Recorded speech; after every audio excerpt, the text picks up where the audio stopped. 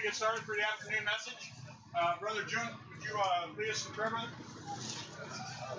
Our most gracious Heavenly Father, we approach your throne this afternoon as we continue our program. We ask you, Father, to bless our brother, Michael Walker, as he delivers the message this afternoon. May you strengthen him and give him the courage and all the wisdom to bring this message. This all we pray to our Savior, Yahshua Mashiach. Amen. Amen. Thank you, brother. So, this afternoon we're talking about Bamidbar in the wilderness. And this is the fourth book in our Torah portion. We just began. And to fully understand the Torah is the key to understanding Yeshua. Yeshua is our Savior. He says that if you believed in Moshe, you would have believed me, since Moshe wrote about me. But if you do not believe his writings, how shall you believe my words? Those are words that we live by, that Yeshua is who he says he is. So Bamidbar, in the wilderness, Hebrews 40:57, Midbar. The meaning is in the sense of driving a pasture that is open, a field, a desert, the wilderness, also speech. We're here in the wilderness this week, and this is very appropriate to where we're at and what we're doing.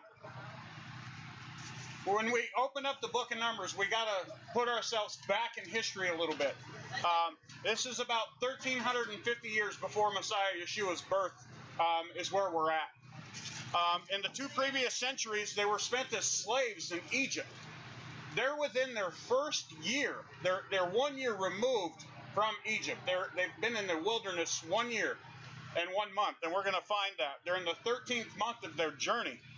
And this is part of that 40-year eventual cycle. And this is the last 40 years of Moshe's life. When Moshe started writing all the books, he was 80 years old. And we know that he died at 120. So at 40 years, he had 40 years to write all these books. And we know that he did not go into the promised land. He did not make it, but his offspring did. So that's what we're going to be looking at today as we're entering into the second time. The census has been conducted in that year in 13 months. This is the second census that's been done. And each was for different reasons. The first census in Exodus 30:11 through 16, was used to count the number of males, 20 years and older, and it was given for atonement for our life, or for their life. In Exodus 38:25 through 26, we get the tally of that count is 603,550. In the second census that we just read about today, they counted the number of males, 20 years or older. There was no max age. It was 20 years and above. And this was given an account for the army service. This was serving in Yahweh's military. So it didn't matter if you were 60, 80, or 120. If you were a male above the age of 20, you were serviceable for the army. You were serviceable. That total also totaled 603,550. In Exodus 30:11-13, the first shekel giving. And Yahweh spoke to Moshe, saying, when you take the census of the children of Israel to register them, each one shall give an atonement for his life to Yahweh when you register them, so that there is no plague among you when you register them. That was for the first one, the first shekel. The second shekel in the giving is giving of Numbers 1 through 4. Yahweh spoke to Moshe in the wilderness of Sinai in the tent of appointment, and on the first day to the second new moon. So that gives us that time frame, that 13th month cycle.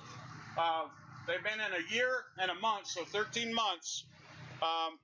In the second year after they've come out of the land of Mithraim, saying, take a census of all the congregation of children of Israel, by their clans, by their fathers' houses, according to the number of the names, every male, head by head, from 20 years old and above, everyone going out into the army of Israel, number them by their division, you and Aaron. This was Moshe speaking, or Yahweh speaking through Moshe.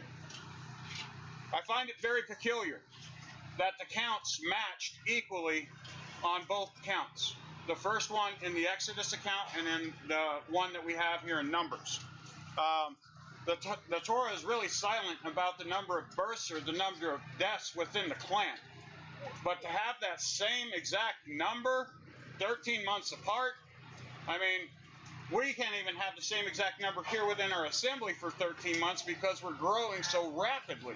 So to think that they were able to sustain that many, and this is just the number of males that we're talking about in that census. This isn't even taking into account the women of the congregation or any of the tribes. So it shows the intricacy and the detail that our Father puts into absolutely everything, and some things that we often take for granted. And it's in every aspect of our life, every single detail. Israel regrouping. Yahweh's now having them reassemble. And he's assembling them by families, by clans, and then by tribes. So we're looking at three aspects of which they're assembling. And he's reordering them and reuniting them according to their tribe. This is going to happen again in the future. When we're called back with Yeshua, we're going to be counted as part of a tribe. So this is the first time, and there will be a second time, and we're looking forward to that day. But why would it matter? It didn't matter their status within the tribe, the clan, or the family. It didn't matter if they were rich or poor. None of that even mattered. What mattered was that shekel count. Every person, every man was equal at that point because they were counted by a shekel. That's going to be the same thing when Yeshua counts us, where he's counting us not for our works or anything that we've done. He's counting us for that inheritance. We're being counted as a part of that tribe. Yahweh brought his people away from the distractions of their bondage so that he could do three things with them, so that he could talk to them. He introduced himself to the children of Israel at Mount Sinai. They got so scared that they didn't want to speak to Yahweh anymore, so they had Moshe intercede on their behalf. So he wants to have a relationship with us. He gives us his Torah, his instructions, to teach us how to be kadosh, how to be set apart for him, because he is kadosh. We have to be kadosh to approach him and to approach his kingdom. And then he wanted to reveal himself, and he continues to reveal himself through all of us and in different ways in each one of our lives. We're all at different steps and different walks in our journey through the kingdom of Yahweh. We learn more each year as we grow through this, and we grow. As we grow, that's him revealing more of himself to us.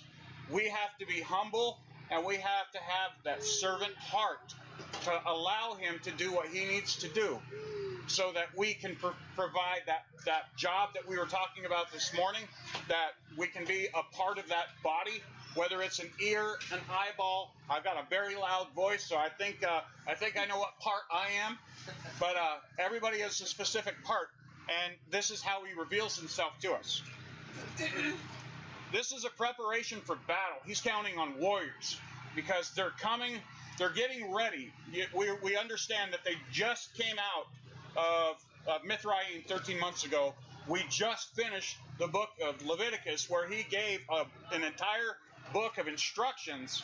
This is where they're starting to live this out.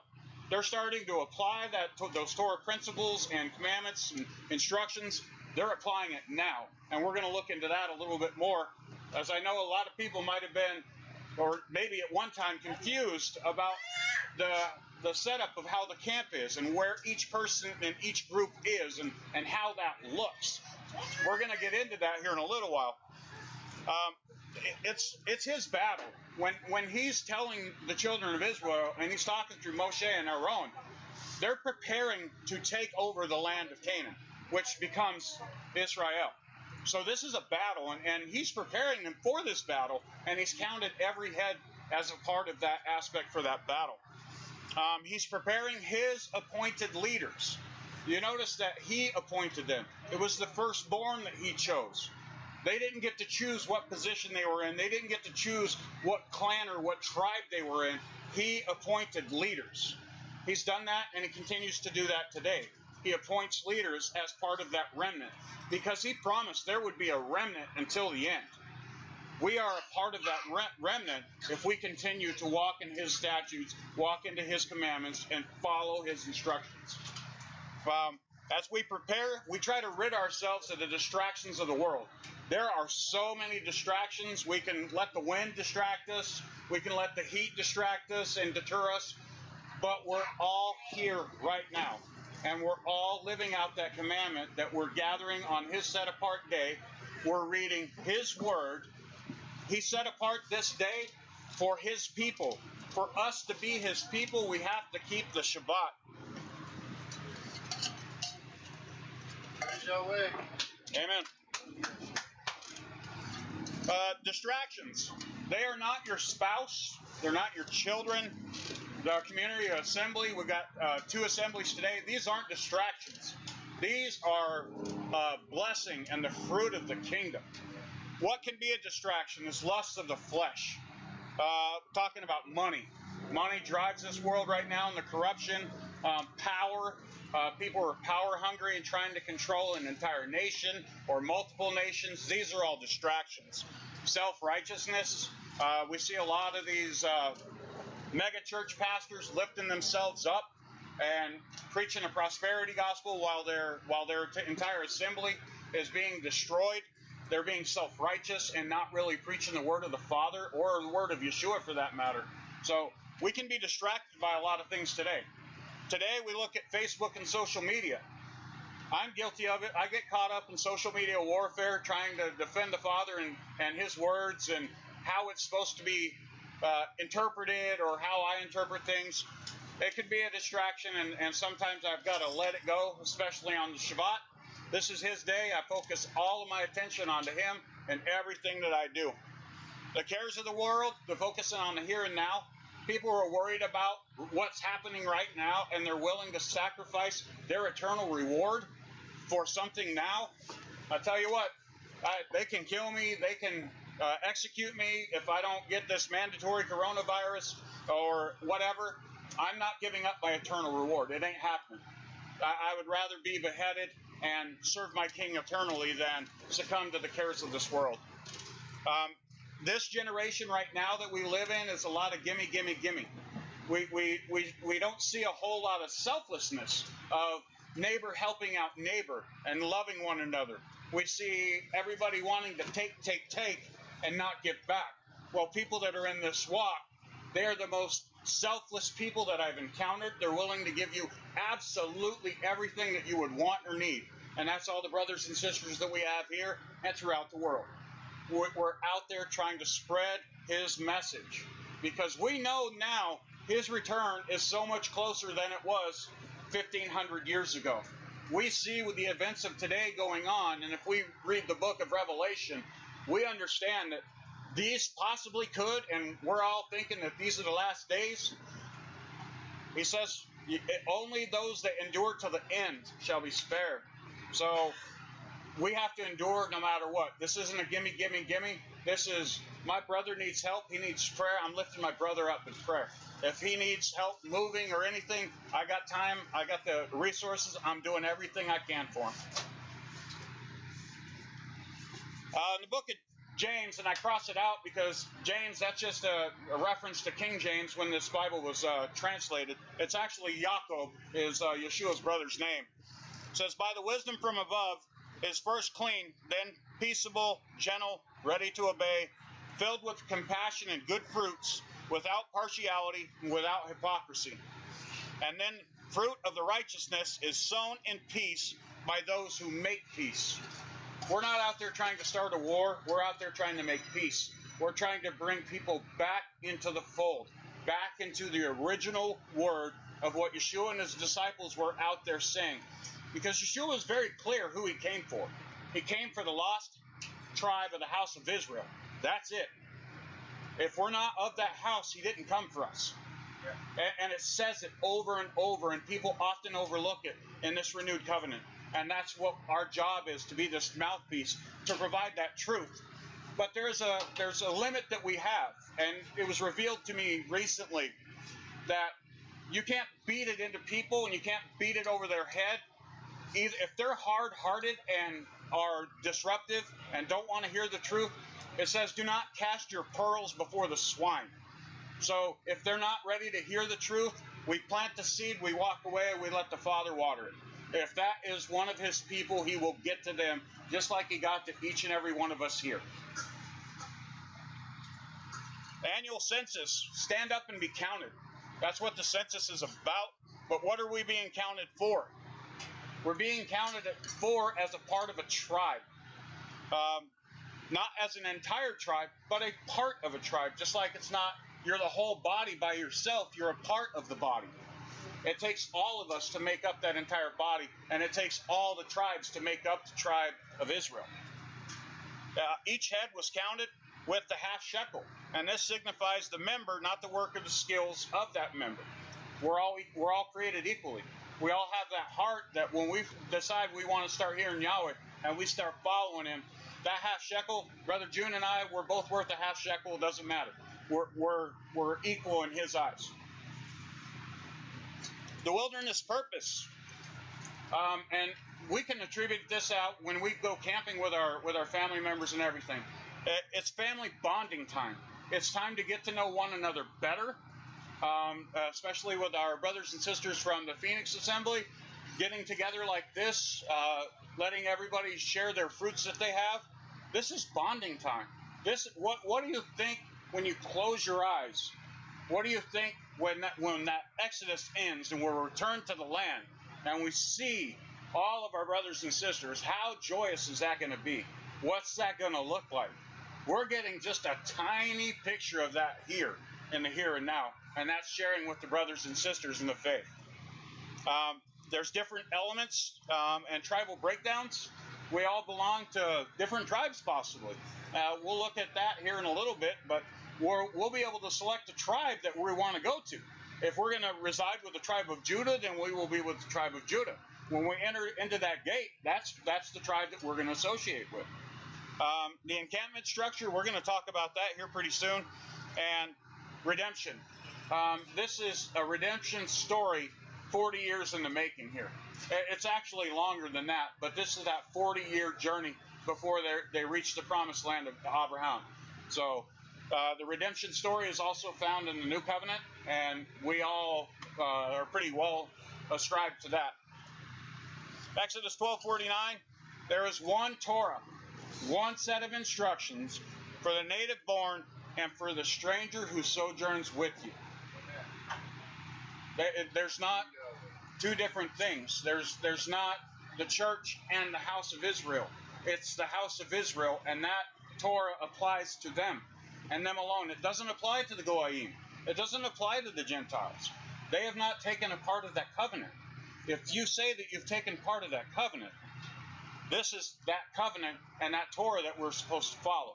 It's the same for all of us. Practical application, keeping the commandments, just given in the 3 previous books, by keeping the Moedim, keeping the Sabbath, keeping it set apart, dietary instructions. He tells us what we can and cannot eat, and tells us what the ramifications are. These aren't because he's a mean Elohim and he wants to dictate to us and control us. He set these forth for our benefit, and we've all found benefit in it at the time that we walk through it. We talked last night a little bit with some people about some of the hardest things to give up in the dietary instruction when you first came into the Torah. Some people, it was crab and shellfish. Others, it was ham or pork chops, stuff like that. It's really difficult because that was a staple food that you had been used to for so long. But now with that new understanding of the Torah principles, it was never supposed to be food in the first place. And now, not having those foods, we feel so much better. How many of us have experienced coronavirus within our family? How many of us are sick often? When we get rid of these foods, because these are foods that are like a filter, a cleaner, bottom feeders that are eating all the trash and the poison, and then we want to put that trash into our body doesn't know how to react to it, so it makes us sick. So these are put into practical purpose for our benefit. It's not for his. Bonding with newly established loved ones, Levites and the others. like I said, we're bonding right now, all of us, coming together, getting to know one another. We can only serve one master, and that was part of our Brit Hadashah portion this morning. And that master for all of us is Yahweh. Others serve the mammon, they serve the money, they serve the world. And they put Yahweh onto the back burner and don't want to have any part of him because he's mean. He doesn't allow them to do what he wants or what they want. Where I see it as the exact opposite. He gave us a choice. He gives us a choice that either you can come into my fold or you cannot. Yeshua says, I put before you life and death. Choose life. And when we choose that life, we're talking about life eternal. We don't want to have that eternal death, that eternal separation from the Father, from our Creator. I don't want to hear those words that Yeshua speaks. Depart from me, you worker of lawlessness. I never knew you. I want him to say, well done, my child. Well done. You may have gone a little overboard with your tzitzit tying and keeping the Shabbat so hard, but well done, my good and faithful servant. You know, I'd rather hear that than depart from me. You know. Yes, sir. Numbers 15:15. One law is for you of the assembly, and one for the stranger who sojourns with you. A law forever throughout your generations. You, as you are, so is the stranger before Yahweh. One Torah and one right ruling is for you and the stranger who sojourns with you. This just reinforces what we talk about and how the new covenant it completely supports the original covenant. It is a commentary on it, and we see no less than 84 times in the New Covenant where they kept the Shabbat. We see multiple times where they kept the feast days. We see multiple times when there's no mention of eating anything unclean. So it's just a representation, that second witness that we have, that the Torah is valid and it is applicable to all of us. Israel. There's 12 tribes but one nation. Each member is a body of Israel. Each has specific duties and functions, and they're a set-apart people. Messiah Yeshua, we're all a part of that body, the body of Messiah. We each have a different part, each with our own specific duties and functions. We too are a set-apart people. Ichad, Hebrew for one body. Just as a husband who leaves his father and his mother and clings to his wife, they become Ichad, flesh, one flesh. The same rings true when we become a part of the body of Messiah. We become one with Messiah, Ichad. We frequently say that when we pray, let us pray in one accord. Let's pray as one body. This gives us strength in numbers, and it gives us strength of and prayer of one another. That where many of us are, as we come together, Yeshua promised, where 2 or 3 are gathered in my name, I'll be there. And when we have 60, 70, 80 people gathering, how much more do you think Yeshua is with us? How blessed are we by celebrating the Shabbat and having the musical talents to share in faith and praise and worship? It's such a blessing to be able to do these things. I never in a million years saw myself doing this. Not in a million years. But the Father had a better plan for me. He had a better understanding, and he had more knowledge than I had, and he believed in me more than I believed in myself. And so it is all praise and glory to him that I'm able to do the things that I do.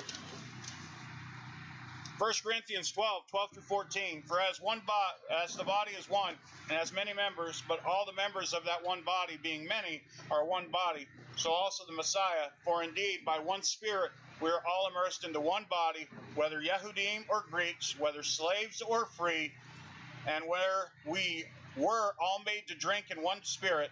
For indeed the body is not one member, but many. Israel, tribal duties. The tribe of Israel, the different tribes, we see some of them were judges, some of them were priests, some of them were kings, some of them were warriors, some of them were conquerors. And Yahweh's appointed people that we've seen today: emissaries, prophets, teachers, miracle workers, healings, helpers, ministrations, kinds of tongues, people that speak different languages. We talked about a little bit during the praise and worship of Espanol and Inglés. You know, two different languages, but they're still speaking that one language of Yahweh, that praise and glory and honor to him. Romans 12, 4 through 5. For as we have many members in one body, but all members do not have the same function, so we, the many, are one body in Messiah, and members each one of one another. Ephesians 4, 20 through 25. But you have not so learned Messiah, if indeed you have heard him and were taught by him, as truth is in Yahshua, that you put off with regard to your former behavior, the old man, being corrupted according to the desires of the deceit, and to be renewed in the spirit of your mind, that you put on the renewed man, which was created according to Elohim, in righteousness and set apartness of the truth. Therefore, having put off this false, speak the truth, each one with his neighbor, for we are members of one another. In tribal breakdown, I talked about family, clan, and tribe. A family is a unit or a household. A clan is a community or a village, and a tribe is a nation or a people. The family unit, those that are in your immediate family, within your household, your spouse, your children, sons and daughter-in-laws, grandchildren, widowed family members. This is your immediate family and a family unit. Your extended family, the part of your clan or the community that you're a part of, such as Natzarim Yahshua, we're a community of people. It's extended family unit. I look at it as like a small town or a village, and it includes our aunts, our uncles, cousins, and other extensions of that village, using today's terminology as family units. And then the tribe, a specific group tied to a specific lineage. All are associated with the heritage and lineage of Joseph's offspring, carrying out specific tasks within the nation of Israel. This is a map of what is known as today's Israel, but we're going to look at what was actually said was the promised land. It wasn't just this little tiny strip. It was a lot more than that. We'll look into that. Layout of the encampment. We've been talking about for weeks and weeks that, there's a specific layout that the encampment follows. And the tabernacle, the Holy of Holies, is the center of that. That's the center of that universe. Talking about it today and reading it could have been confusing. I know the first time I read it, it was like, man, this keeps repeating itself, and what is all this east and west, and what does this have to do with anything? Further study, further understanding, you start to see that the encampment around the Mishkan, the tabernacle, was that center. And we start from the east, using the four main tribes that are listed as those leaders. Judah in Hebrew means praise. Reuben means the son who hears. Ephraim, who brings much fruit. And Dan, who will judge. It's a prophetic shadow picture, if you ask me, when you put it all together. And it's a shadow picture of Messiah Yahshua. Praise the son who hears and who brings forth much fruit and who will judge.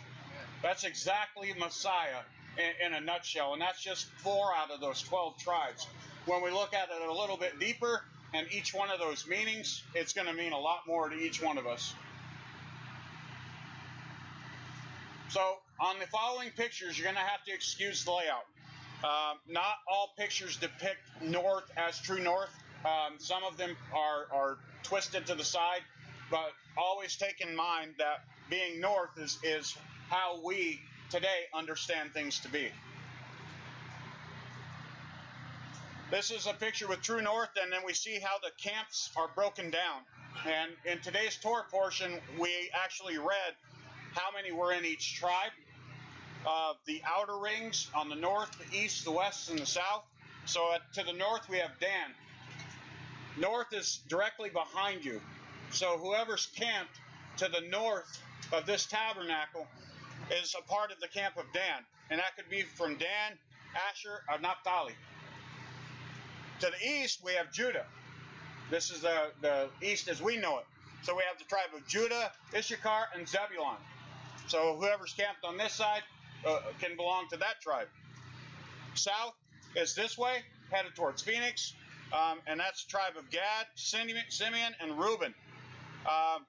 So we have quite a few number of people that are directly south of us. And then we get to the west, and we're here in the western United States. But in the west, according to the tribes, we have Benjamin, Manasseh, Ephraim. Then on the inner ring, we read about the Levitical priesthood and each one of those factions that take up the north, east, west, and south in that as well.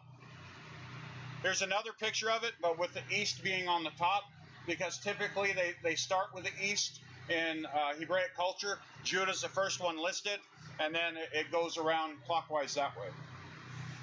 And this actually gives a pretty good little picture of like the housing, how the main tabernacle is set up.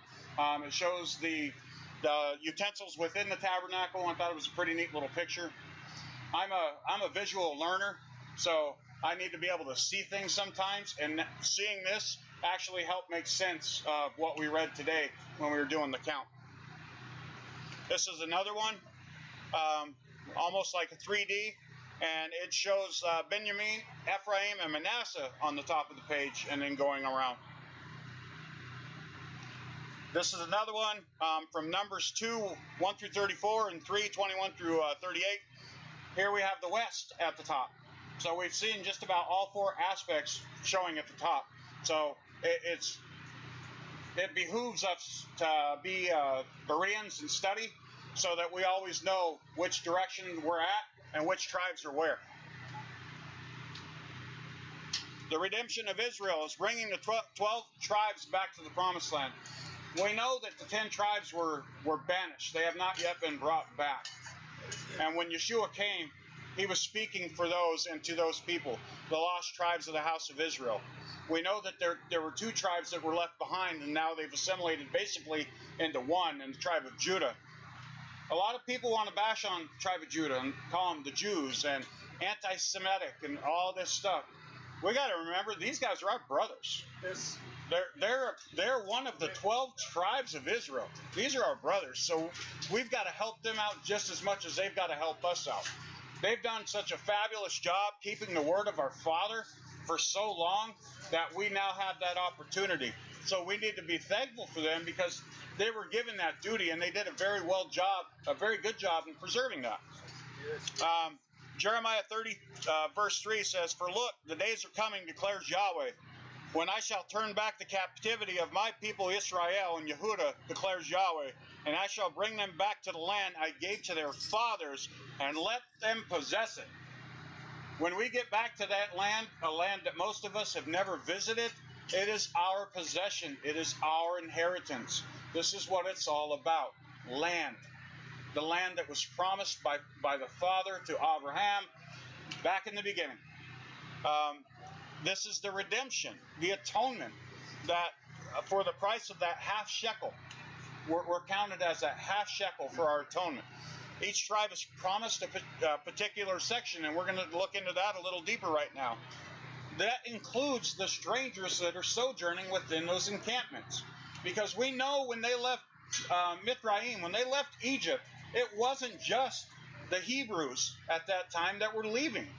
They had taken on wives, they had children with Egyptian women, they had Egyptian slaves, I'm sure, and some Egyptians probably didn't want to be there anyway and wanted to join them because how powerful the Hebrews' God, Yahweh, was. After those 10 plagues, if I was a Mithraim, an Egyptian, I would definitely forget this noise. I'm going to follow that God because he's the most powerful God. I ain't messing around with this anymore.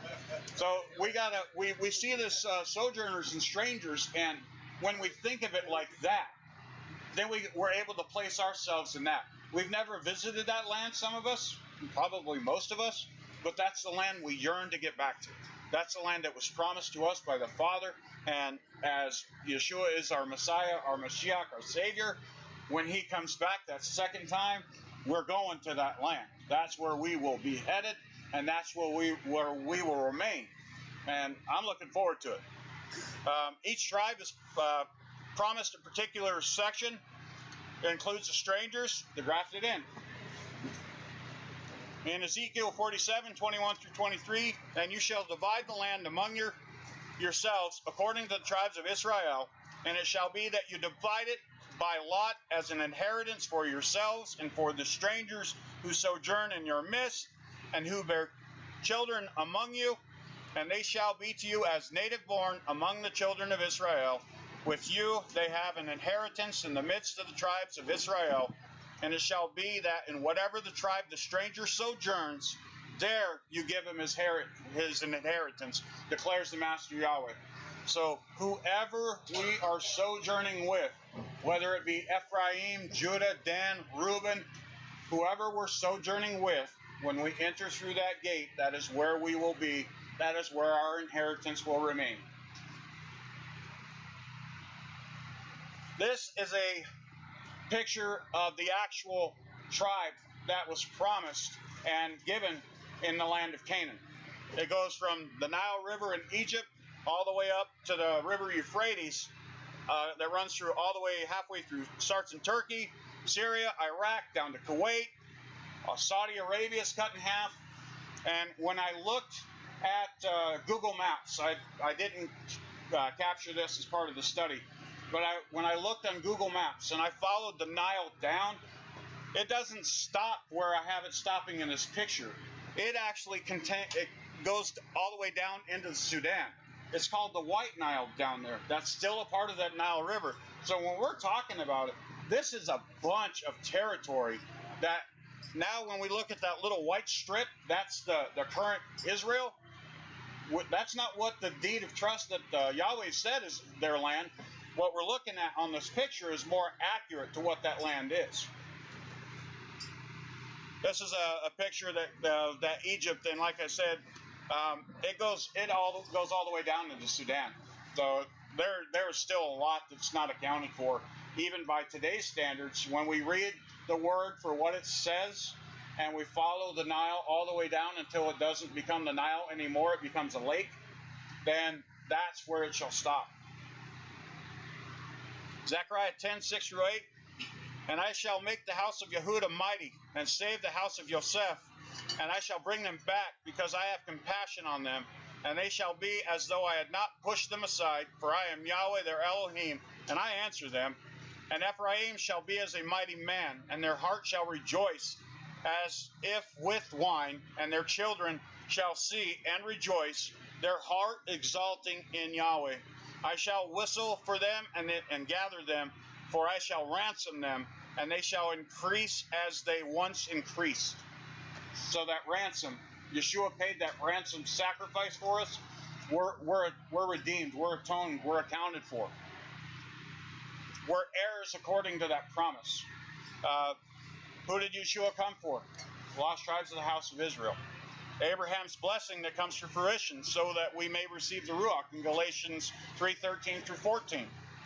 For him who does whatever by mistake, there is one Torah, both for him and who is native among the children of Israel, and for the stranger who sojourns in their midst. Psalm 68:5 through 6. Father of the fatherless and protector of widows is Yahweh. In his holy habitation, Yahweh settles the solitary in a home. He leads out prisoners to their prosperity, but the rebellious dwell in a parched land.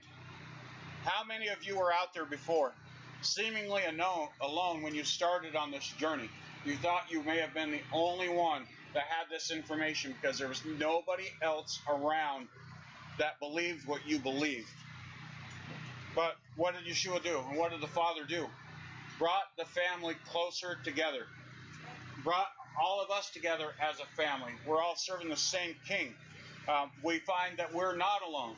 And as we grow, more and more people who are on this journey alone, the jubilation and the joy that they have when they find us, it's like long-lost brothers and sisters. And we feel the same way for them. When they walk in and they're already wearing tzitzits, and we're wearing tzitzits, and they're like, nobody else in the world does it. I thought I was by myself. Hey, brother, you're not by yourself. There's a remnant that will be here till the end. We're part of that. Yahweh is still settling the solitary in a home, and we're home here. We found a home here at Natzarim Yahshua. We're brothers and sisters. We believe the same word. We believe that the Torah is still applicable, every word of it, everything that we can abide in and everything that we can physically do, we aim to do. We aim to pair off the cares of this world. This is a temporary home. This is not our permanent residence. The land of redemption is where we shall go. That is our permanent residence. We will dwell with Messiah himself. We will finally, physically hear his voice, see his face, kiss his feet, be thankful that we're part of that. Anybody got any questions? Any comments? Concerns? Well, I got a comment. Okay. Because this Christ was Jew telling me that he's been all his life his father before him. And somebody else was just in the same situation. I thought it was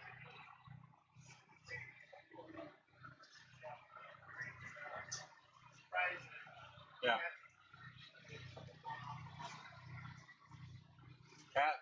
My walk is short compared to his. You know, I'm about 4.5 years in the walk, but you know, we strengthen one another. Where I lack in things, my brothers pick me up. I sometimes am jaded and can be hard, where my brothers are teaching me how to be softer and more open, and not to be so standoffish.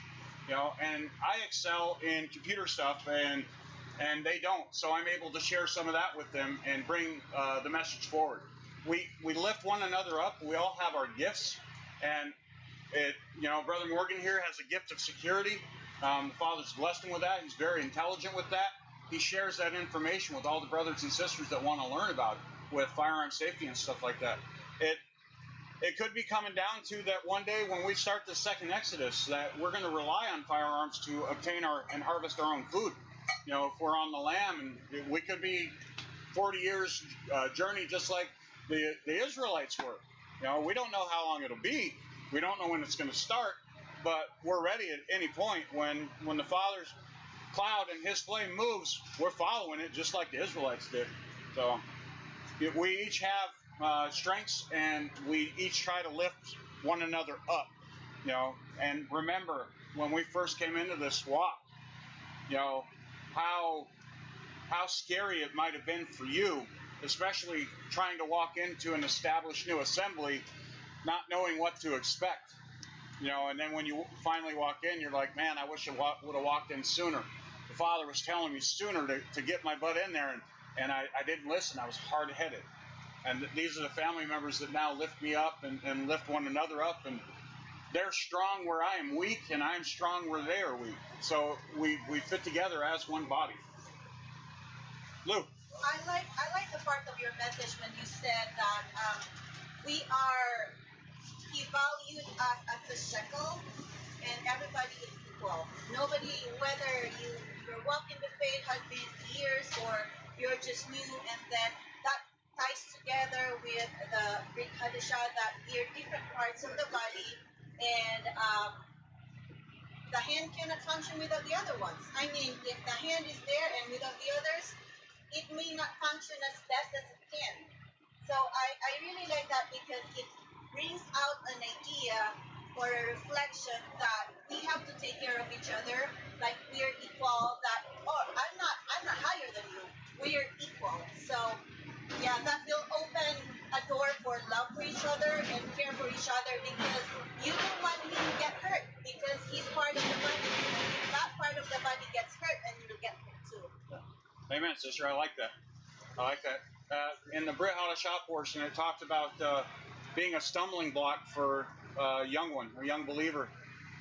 It would be better if you had a millstone hung around your neck and thrown into the ocean.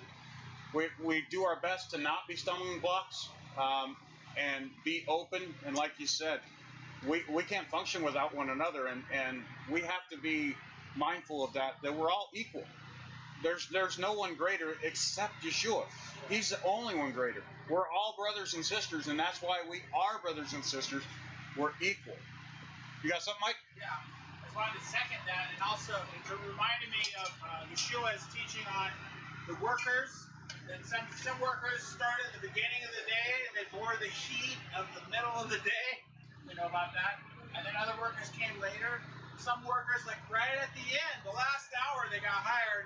And then the workers who were there at the beginning thought, well, these guys got paid a day's wages. Look, already ahead of me. I'm probably going to get something better, right? Well, no, they all got the same because they were of equal value.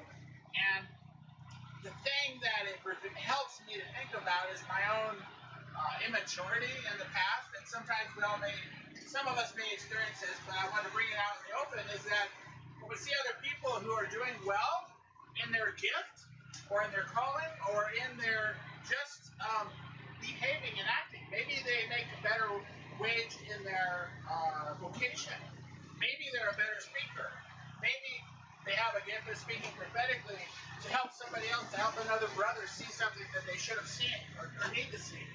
And my immaturity when I was younger, going to Bible college and thinking about that, I would have had and did have at times a certain amount of, envy or jealousy. Well, who is he? I mean, I'm going to a Bible college. Who is this guy? You know, he's speaking as if he knows what he's talking about. Well, Yah reveals stuff to all of us. Sometimes he reveals stuff to the more humble of us, like Pilate's wife, perhaps might be an example. My own wife would be an example. In their humility, Yah lifts up the humble and resists the proud. So sometimes these people, they actually have something from Yah that I need to hear. It doesn't matter, you know. And so we can't be jealous. Instead, a mature attitude of someone who's actually maturing in Yah's spirit is going to say, wow, that's great. Look at that. My younger sister, my brother, my whoever, my own son and child, they are progressing. And look, they're actually getting information and revelation from Yahweh himself, and they're sharing it with the rest of us for food that we all need. And I should be happy for them, not jealous. So the mature brother or sister who loves his other brothers and sisters says, that's great. I cheer him on. We're cheerleaders for each other. It's like, all right, my brother's moving ahead, and he's getting closer to Yah. Amen. Anybody got anything else? I wanted to mention to the congregation greetings, and I'm really happy to see you guys here. And thanks for visiting. We'd like to this guy. Music is awesome. We'll follow the show. Let's see how it goes. You are that part of the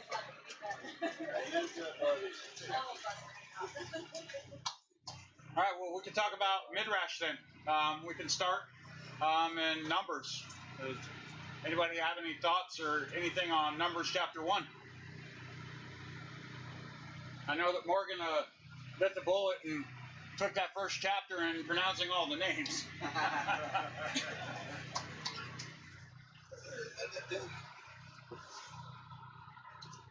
think, as you said earlier, I think it does show us that Yah is concerned about all the people, and he gives recognition and acknowledgement and taking time to count every single group, every single facet of his people. And it's like, well, you know, if I was there, my ears would have perked up as soon as, you know, if I was a part of Naphtali, and he said, Naphtali, and such and such, I was like, oh yeah, I'm here, I'm part of it, you know. And I think that's what he does. All of us count, again, back to that. He was very meticulous down to the very number. It was that very number, that same number as before. That shows that dedication and caring that he has for absolutely everybody that is part of his.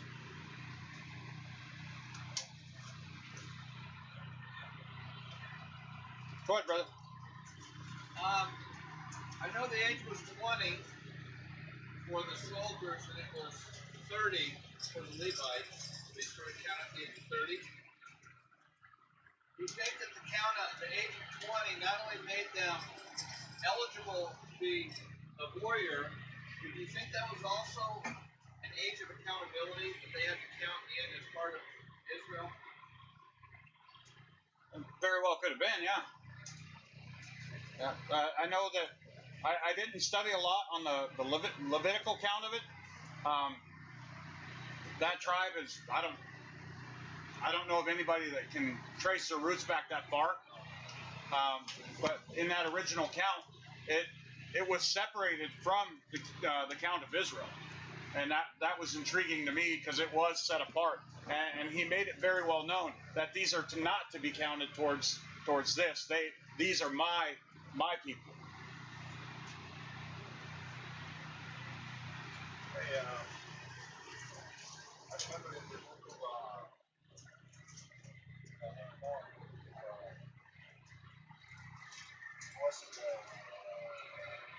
Deuteronomy, that the Torah is for us, for the native and us for the stranger, and so it's for everybody that wants to be saved, right? So not everybody makes one people, one nation, right? So I wanted to comment on Romans 2, chapter 2, 12 and 13. Can you put it there so we can read it? Yeah, it's Romans chapter 2, 11 to 12. Actually, I'm not going to be able to bring it up. I don't have internet connection. Oh, no, on Israel it's good. It was in the presentation? No, I'm just saying it might be related to that, to the Gentile and the natural that needs to obey Torah. That's basically what I'm trying to say. Because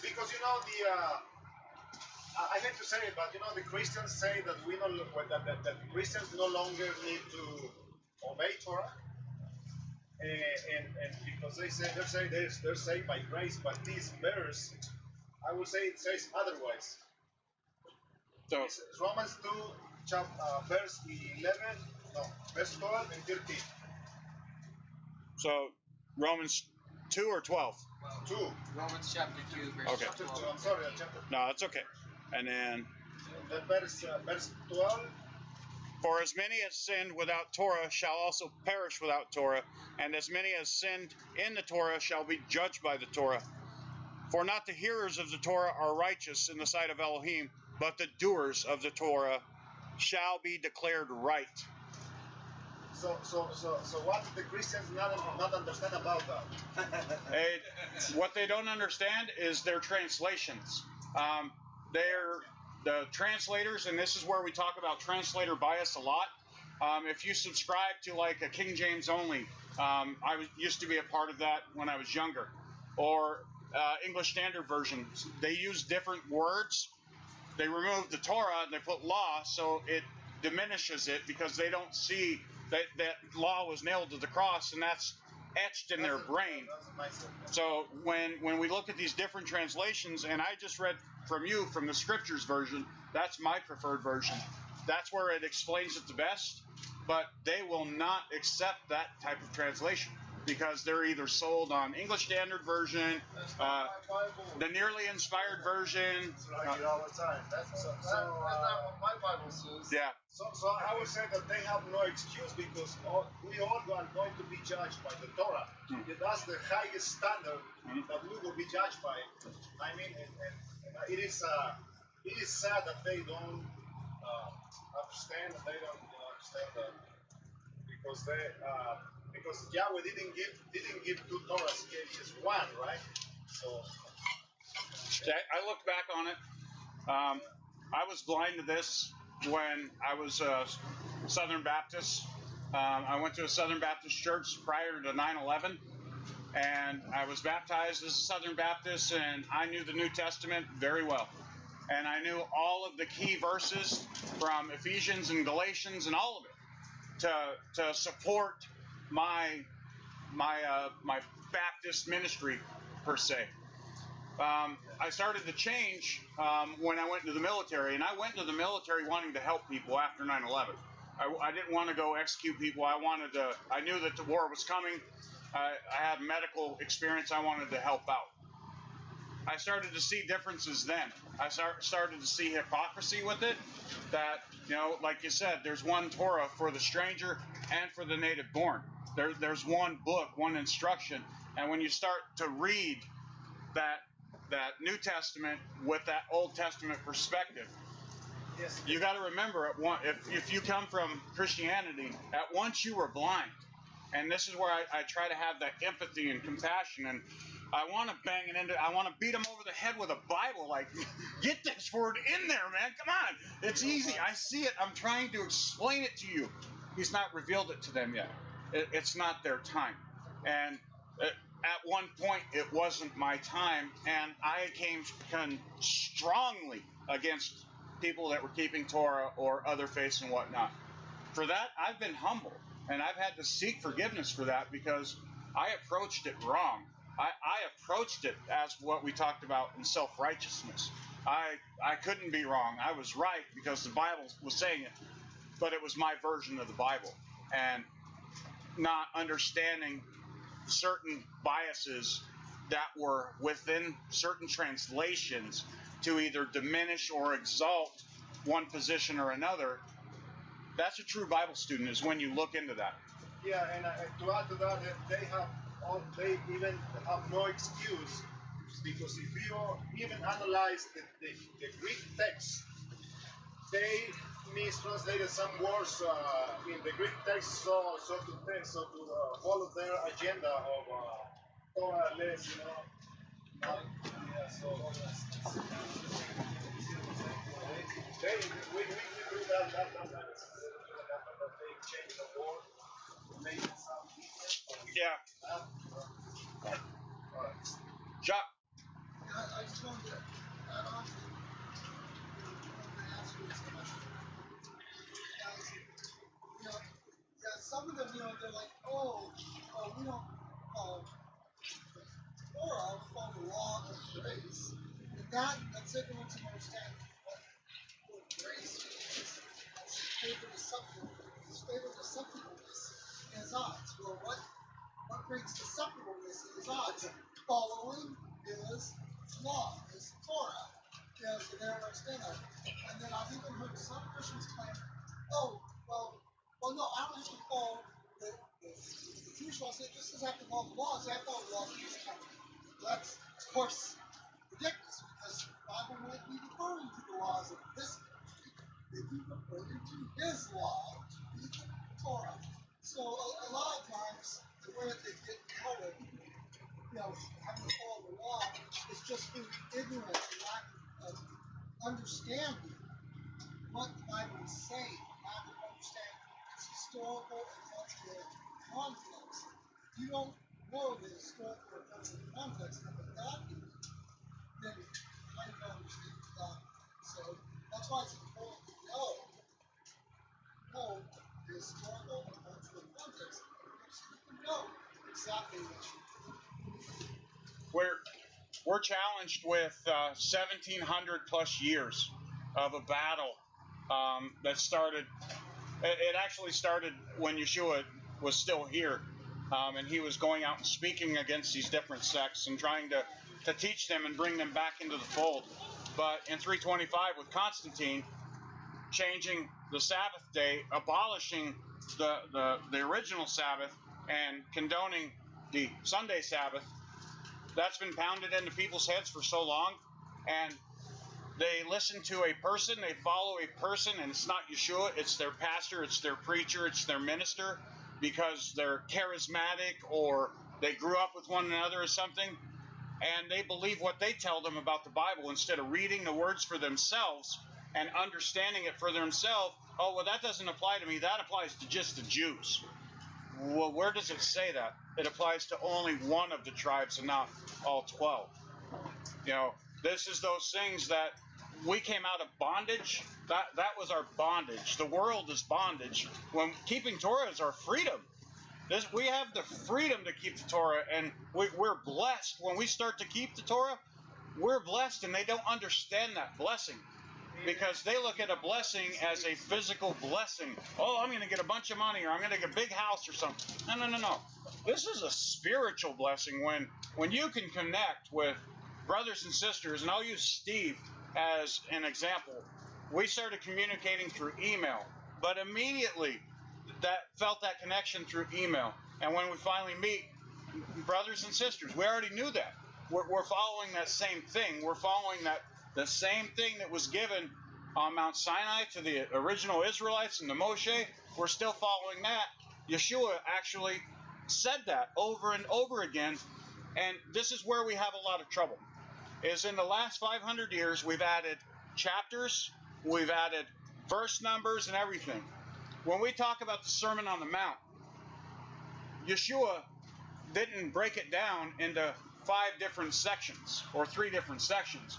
When he started the Beatitudes in Matthew chapter 5, that was one consecutive thought process, one consecutive story from 5 all the way through the end of 7.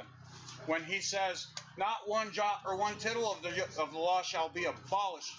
It would be easier for heaven and earth to pass away than to have a jot or a tittle from the Torah to be abolished. That was one. He started it with that thought pattern. He ended it with that thought pattern. We put different book numbers and chapters and stuff like that. The same as with the Pauline letters. This is one-sided communication that we have. People don't understand that. Paul is writing to a specific group of people. We don't know if this is an initial response that he's initially writing to them, or if this is a response to a letter that they sent him. We don't have those copies. All we have is what's in front of us. So when we understand and listen to what Paul truly says, when he says 18 times in 3 books that the Torah is abolished, heaven forbid, absolutely not. This dude was the Torah keeper. He studied at the feet of one of the most prominent rabbis of his time. And this started not as an adult where a lot of us come into it. This started as a child for him. He was raised in this. They didn't have printed Bibles back then. They went to the synagogue on the Shabbat to hear the word. They started etching it in their minds at that time. And so when he started writing this stuff down, they're taking his word as higher value than the word that he spent his entire life learning and knew front to back, side to side. So when Paul quotes from the book of Deuteronomy, it's not just a little verse that's captured. It's that entire thought in that process of Deuteronomy. He knew it, and everyday Israelites that understood the Bible at that time, they understood that same thought pattern too. But now we have it condensed down. Well, that's just one little piece. If you look at all this other stuff, it's different. But it's not. When he references the Torah, it's not just a single part of the Torah, keeping 9 commandments and we don't have to keep Sabbath, we're good. It was when he referenced, thou shalt not kill, thou shalt not commit adultery, it referenced that entire section in Deuteronomy, in Exodus, and Numbers. And that's one thing that a lot of people don't understand. And as a Bible student, that's where we gain that understanding. Brother Brian.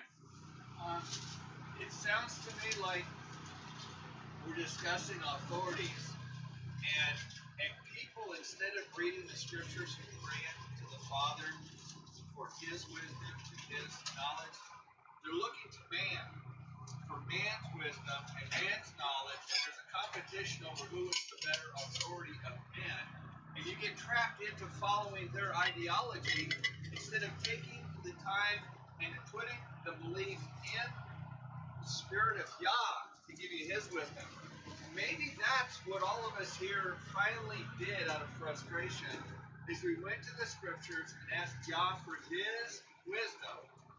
And when you put belief in the power of Yah and the Spirit to come into you and to open your eyes, I think that might have something to do with it. Amen, brother. Brother Mike. We're talking about the law again. I wonder why. I think there's a reason. because there seems to be a very, very large conflict between what the scripture actually says and what mankind, what Brian was speaking of, man's authority is saying in contrast to it. So when you mentioned a bunch of 18 or how many times Paul says we affirm the Torah, there's just one, Romans 3:31. He says, indeed, Elohim, who will justify the circumcised by faith and the uncircumcised through faith, is one. It's a reference to the Shema. But he says, then after that, do we then nullify, make void the Torah through faith? May it never be. What's the Greek word again? Mekanoto? Yes. Mr. Morgan? Mekanoto. May it never be. On the contrary, we uphold, just like these tents, we're upholding the Torah. We're upholding it. And so when I look at the prophets in the Old Testament, when they go to Israel and they sort of offer constructive criticism, sometimes gracefully, sometimes not so gracefully, but they come and they say, what are you doing? You're not following typically the first commandment or the fourth commandment. You're not following these commandments, right?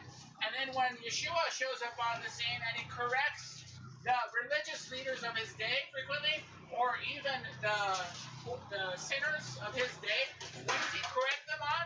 You're not keeping the commandments correctly. You're setting them aside. You're making them void, just like what Paul said. You're nullifying the Torah. And he even takes time to correct some of the other people of his day. He offers instruction to the Roman soldiers or to other things like that. But anyhow, then the Apostle Paul comes along, and along with the other disciples, when he corrects Gentiles, what does he correct them on? First commandment. Thou shalt not make any idols. Thou shalt no other gods before me. Thou shalt not bow down and serve them. So all of these people have one thing in common. When they offer some correction, some help, instruction, they're saying, hey, you're not doing what he said, these commandments. Here's where you can fix the problem. And some of the people don't like that, so they kill them, of course. We know all about all that in history. So today, what's the great conflict that we have here in his word that we're attempting to put forward? What is the rest of the world saying? You're not supposed to do that.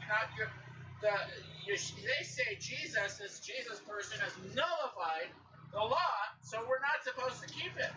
Well, the correction all along has been, no, you're supposed to keep the law, and you're not doing it right. Here's how you can fix that. Here's how you can do it right. Some of you set it aside. Some of you add things to it to make it, to obscure it so we don't understand it. But you're supposed to keep it. Fix that. The message today is, hey, let's celebrate. We don't have to do it anymore. Just like Psalm chapter 2, it says the world throws off the shackles that the Creator has on us because we want to feel free. Well, he says, I offer you freedom from bondage to sin, to walk in my righteousness, to walk in my holiness, to walk in my spirit, which he wants to fill us with. And I'm thinking, it's so simple to see. I'm with you. It's like, why can't you see that? I think there's some kind of a blindness in part because people set their pastors and their authorities and their popes and whoever else, someone they like to listen to, they set them up on a pedestal just like that's an idol to them. That person is an idol. And he tells us to cast those idols down, especially it's contrary to his word. That's it. All right. Thank you, brother. Narrow road. Walk the world. Romans 3:31. I was just noticing how when they were slaves in Egypt, it was chaotic. You know?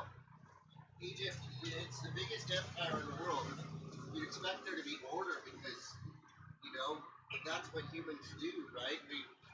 We take after our Creator and we put things in order. So this place where you'd expect there to be order, there's chaos. Even the slaves are fighting with each other. But then out here in the desert, where you expect there to be disorder, you know, just the wild cruelty of nature. Now all of a sudden, it's It's not chaotic. He's ordering things very meticulously. So that was God. Excellent. Thank you. Numbers chapter 2. Anybody got anything on that? Go ahead, brother. The Levites weren't counted for the army. No. They were counted for the ministry. And that was that inner circle. Right. That was the tally of that count was that inner circle or square of the Levites. And they each had the north, west, east, and south. That was that separate count. Yeah. Didn't they sometimes, though, take the Ark of the Covenant out to the battle? Didn't they do that? One time they did. That's the only one I know of. It's not a good idea. I thought you referred to Indiana Jones, maybe. I don't know. Jericho. Jericho, they marched it around 7 days, right? Right. Each day, on the seventh day, they did 7 passes around the encampment. And I'll tell you what, those men were trained in butchering the animals. Yeah. That's the last person you want to go to fight war with in the night was a butcher.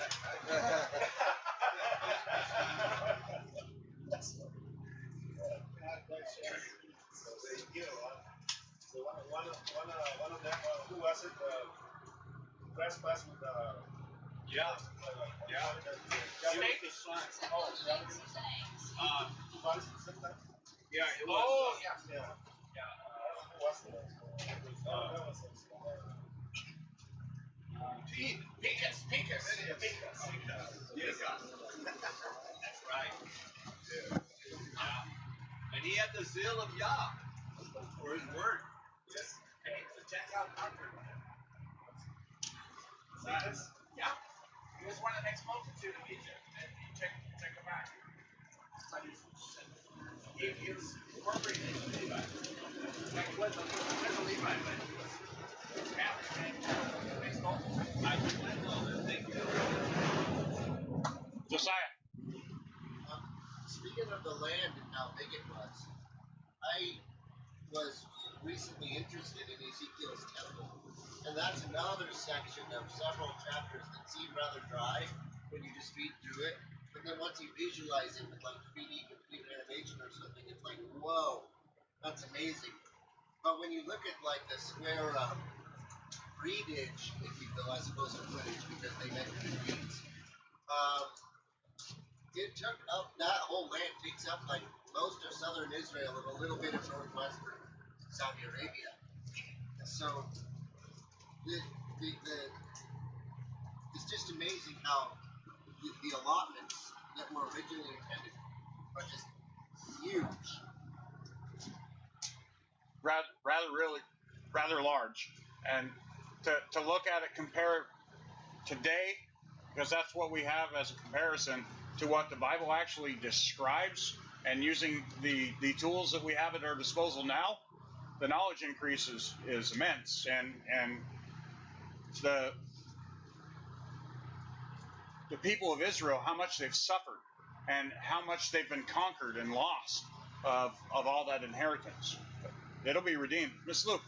Well, when Israel blessed the 12 tribes, he also blessed Ephraim and Manasseh. And before, years ago, when I was picturing the gates of heaven, like the coming kingdom, there will be 12 gates, and each gate will be for one tribe. And then before, in my previous thinking, I thought there's a gate for the Levites. I mean, like in that camp, like there's a quarter. But now I'm thinking maybe they can just get it from whichever tribe they have immersed themselves with, because they pretty much take care of the other tribe. I'm talking about the Levites. Yeah. The Levites' job, when we read Leviticus, that was the description of what they were going to be doing, for the foreseeable future.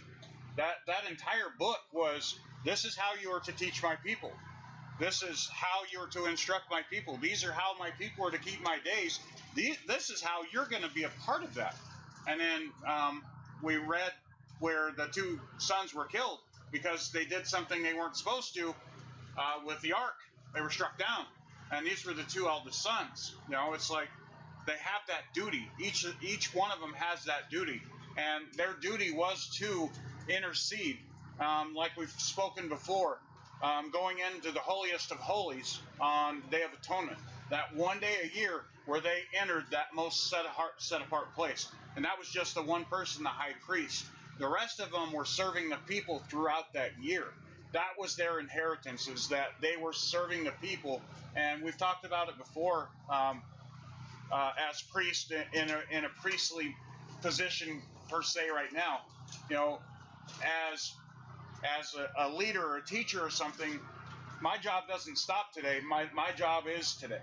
It's to proclaim his message, just like the Levites did. But they had the utensils, they had the daily sacrifices and offerings, the daily offerings. They had so much more. I can't even wrap my mind around it just because of what I do now. And then trying to add all of that extra stuff. He touched on a perfect point, Brian did. These guys were masters with a knife. They were able to humanely slaughter lambs and goats and bulls that quick. I mean, that's not somebody I want to mess around with. I'd rather be that person, but, you know. They're tough. They're tough, yeah. Very tough. Go ahead, brother. Well, we see, because we're looking over what's your place. You know, there's a place for everyone. Everybody's got an ability or a gift to be able to share with the rest of the body. And you see it, 20 is the starting age for the military service, and there is no cutoff. And we tend to think most young men, you know, are in their prime from about 18 to their mid-20s. Like, that's when you're, you know, most strong, best shape. But we see that if you're going to go into service as essentially caretaker of Yahweh's word and ordinances, you need to be more mature spiritually, mentally, and not just physically. There's more of a solemn attitude to that compared to the others. And we also see, you pointed out with the military service, it didn't say, I mean, anyone here that's been in the military, I'm sure you've heard it given as a description, military age male. Right? That's typically from around like mid-teenage years to roughly in someone's 50s is what you generalize. Someone white hair and things like that are kind of past that. But Yahweh shows that, no, they all have their place. You know, maybe you're 80 and you can't move too well, but can you tie fletchings on an arrow? You know, can you sharpen a blade? Can you care for a shield? You may not be the one that's necessarily wading into battle, but you still have a way to serve and help those around you. And we can take that to heart with all of us in this group here, that where one of us has a shortcoming, there's another one that's like, hey, I'm really good at that. And not only can they take care of that, then they typically have an ability. We all have some ability to teach in a way that if we're really good at something, to be able to help pass that to someone else, help show them the way to do that, so we can be united as one and not be lacking for anything. I just see it today, people going around and taking care of something that needs to be taken care of, and they just jump to it, and then you see someone else, well, they got up to do that, maybe I can help them. And, you know, we have the tin up, you know, and that's amazing that you guys got it set up with just a few of you, and then we have a whole crew that's going around to maintain it, you know, checking on the trash, the generators, everything that we need to service this congregation and be able to come together and worship in the way that we are. It's really amazing that we come together. I like the age thing, because if you're 60, 80, and we know that these people lived into their hundreds, quite often, there's wisdom with that. Roaming around the desert for 40 years. In 40 years, you can cover a lot of territory. In 40 years, you're going to learn a lot of things. Pretty good survival instructor. Yeah. So that person with that 40 years of wandering around the desert, and then that young buck that's coming up that just reached that age of accountability, it's going to take him that amount of time to gain that amount of wisdom. So when we talk about Jericho, you know, what it took to bring down the walls of Jericho, it took faith. It took faith to carry out that command from the Father every single day at the appointed time, and then to do exactly what he says. And they were obedient. That was that wisdom and knowledge. They were obedient, and they were successful. They brought praise and glory to the Father. That wisdom is something that, as we get older, we share with our children, and that's what the Shema says. To impart this wisdom upon your children. When you wake up and when you lie down, and in the morning and in the afternoon, in everything that we do. And it's not just physically, verbally speaking it, because the little ones, they see what we do. They're little mimickers. They're little mockingjays, and they copy everything that you do, whether you're watching or not. So it's sharing that part of that Shema, walking out our faith, and in that wisdom. And we all have the growing pains. We don't have it all at once. We're still learning, but we gain wisdom from our brothers and sisters that have different viewpoints and different vantage points that have been in the Word a lot longer than some of us. That's how I look at it. Jock. You were mentioning laws of Jericho. You said it took faith, it took wisdom. I always like to compare the amount of faith and wisdom that took to the first time I ever made prayer. Because I like to cook, so that's why it's always good me such a saying stuff like that. But so the first thing I tried to make prayer, right? So take our children, take meringue, which is also white powder. So put it in a bowl. Don't add any liquid. And say turn your egg beater and run it run it for 13 minutes until the powder becomes a liquid and then becomes a foam. And of course you can imagine, I'm like, wait, what am I mean? Is this a typo? This is whisper? Come on, this is crazy. This is stupid. This is never gonna work. Now imagine the wall Jericho thing, right? I want you to walk around this thing 7 times, 7 days, blow in your trumpets. On the final time, on the final day, the wall's going to fall. Someone tells you that, the thought is, that's stupid. It's never going to work. It's crazy, right? And then you go, okay, it's crazy, but well, all right, I'll do it. And it was just like me with that meringue.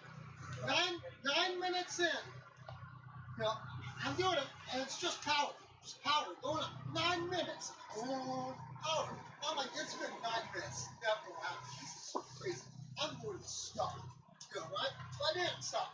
And all of a sudden, 10 minutes in, it turned to liquid. I was like, what magic is this?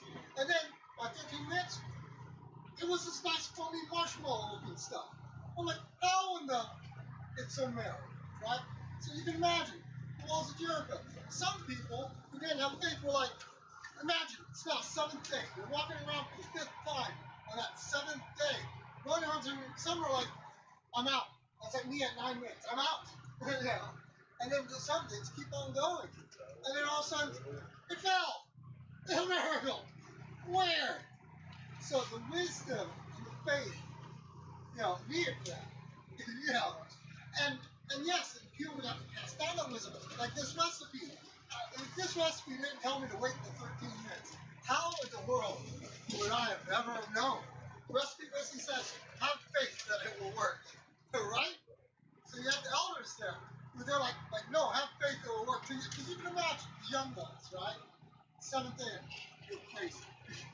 Right? So those elders, no, believe us. We saw the pillar of smoke and fire. It will work. And so this faith and this wisdom, absolutely. So I use that cooking example to show absolute truth in the Bible.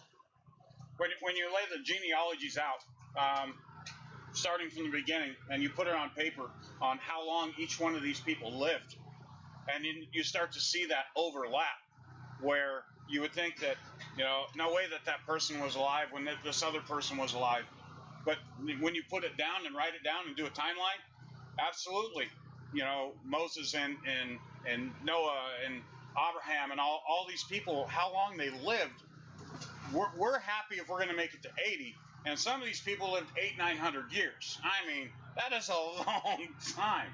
And to see that overlap, that's the wisdom that they were able to impart, because some were there, after the flood.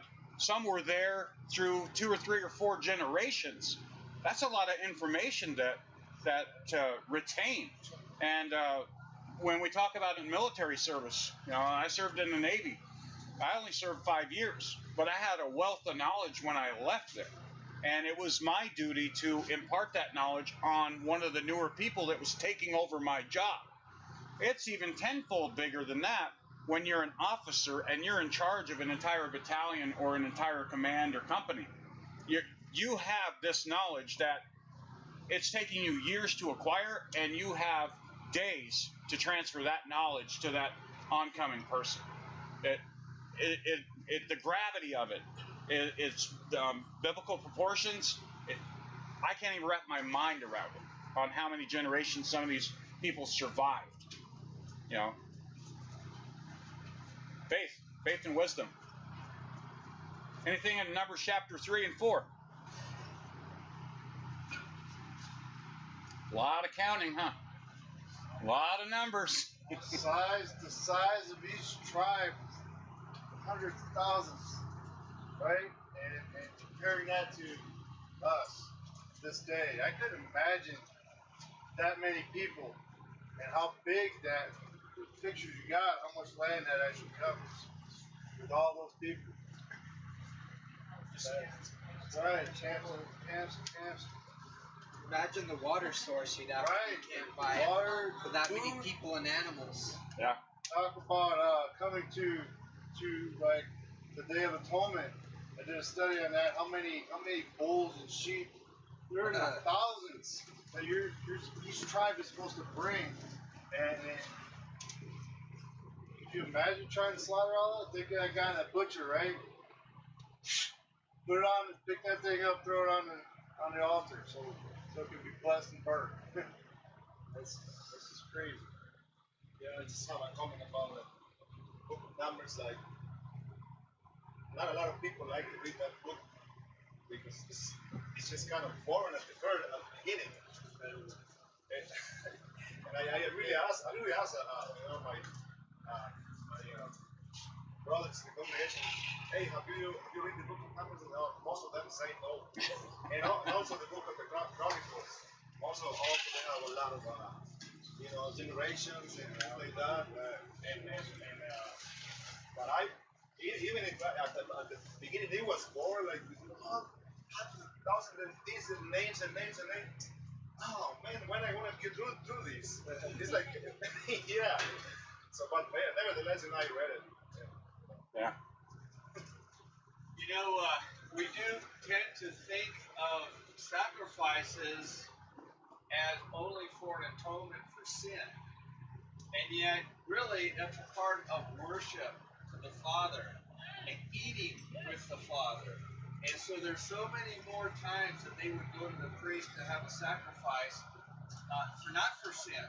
So there was a whole lot of animals from those 40 years that would be a sacrifice to have a meal with the Father.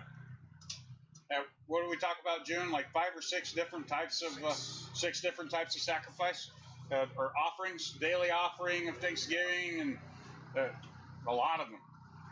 And that's one thing that I admit I didn't know a whole lot about until I started walking Torah. Because from a Christian mindset, well, there's only one sacrifice, and they think it's for the atonement, the atoning blood of Yeshua. They don't realize that when Yeshua returns, these daily praise and sacrifice offerings are going to recommence. And that's something they don't want to wrap their mind around. But the Bible is very clear on it that when the King returns, we will be doing these things. We will be keeping Shabbat.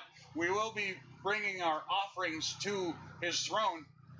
If you don't want to do it now, how much more are you going to be disappointed if you get there? And this is exactly what we're doing.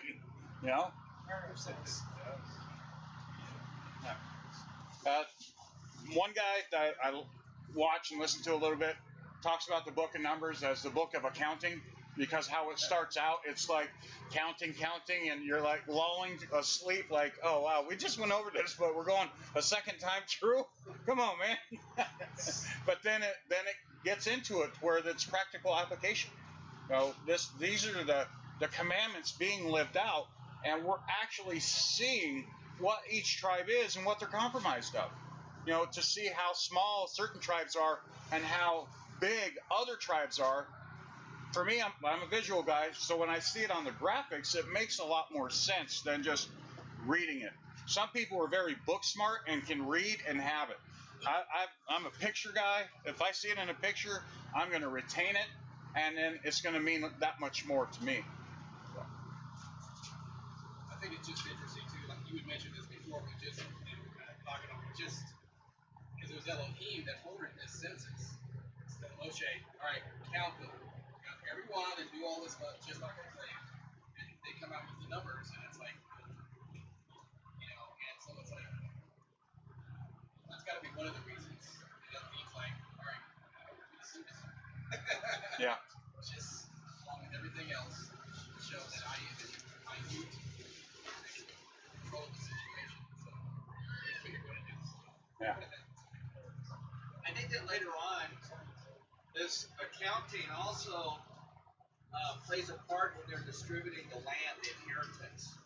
And so it starts listing all the names of these people and the families. And so what's really kind of interesting is how that's a point of record for eternity. All the names that were there at that time and their families. And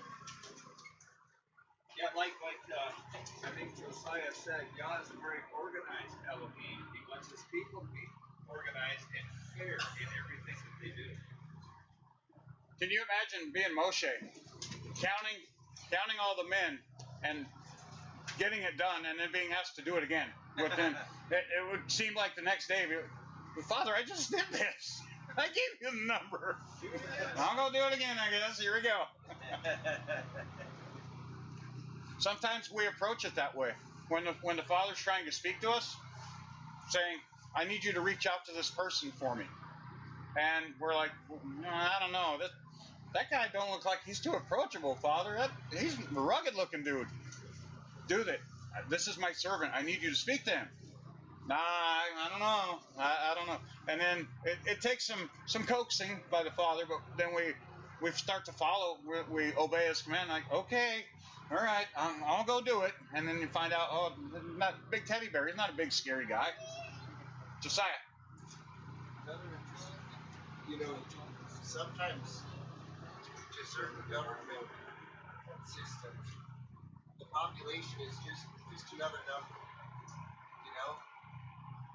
You're not really a person. You're just an address, so to speak. They look you up in the file and whatever. Same thing with like Nazi Germany. They didn't have a tattoo, a number. They didn't really care who you were. You just another number. But here, in this census, what they were actually counting was the shekels, right? The half shekels, not the people themselves. And so, you really mattered. It wasn't like you were just assigned this number and that was that. You were valuable, and the number was assigned to the shekel. That way, your identity was preserved.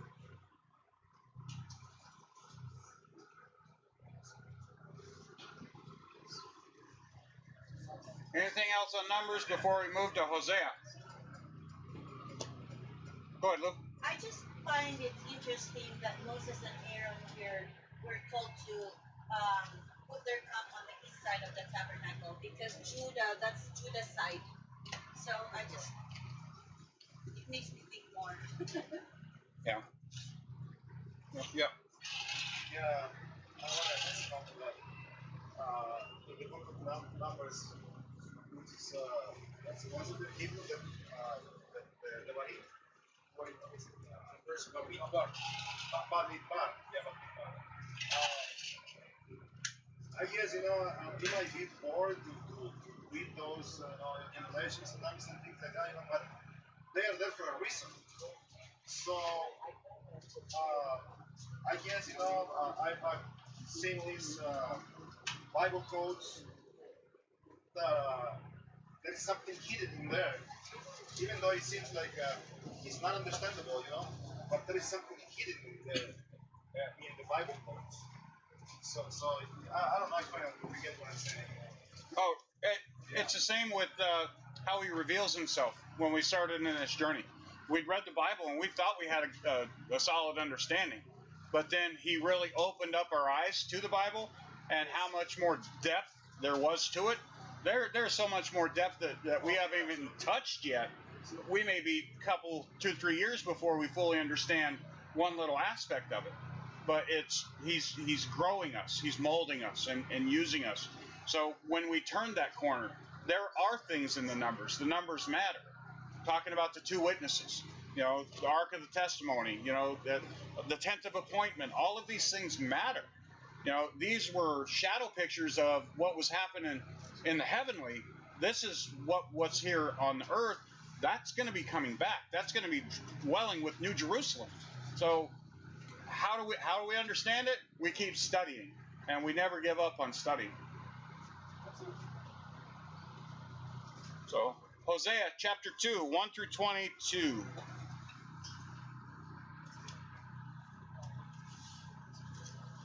I think probably the thing that sticks out to me most right now about that passage is when he says, "I will betroth you in righteousness." And on the one hand, we know who's talking. He was the same one who appeared to Moses in the burning bush. He's the same one who they've seen all along throughout the Old Testament. But also we know who it is he's marrying. It's like you had read earlier in your teaching. There is one body of which both Jew and Gentile are comprised. And so there's not the church that's a separate body over here and then Israel. There's not 2 brides. There's not 2 marriages. It's Yahshua and his people.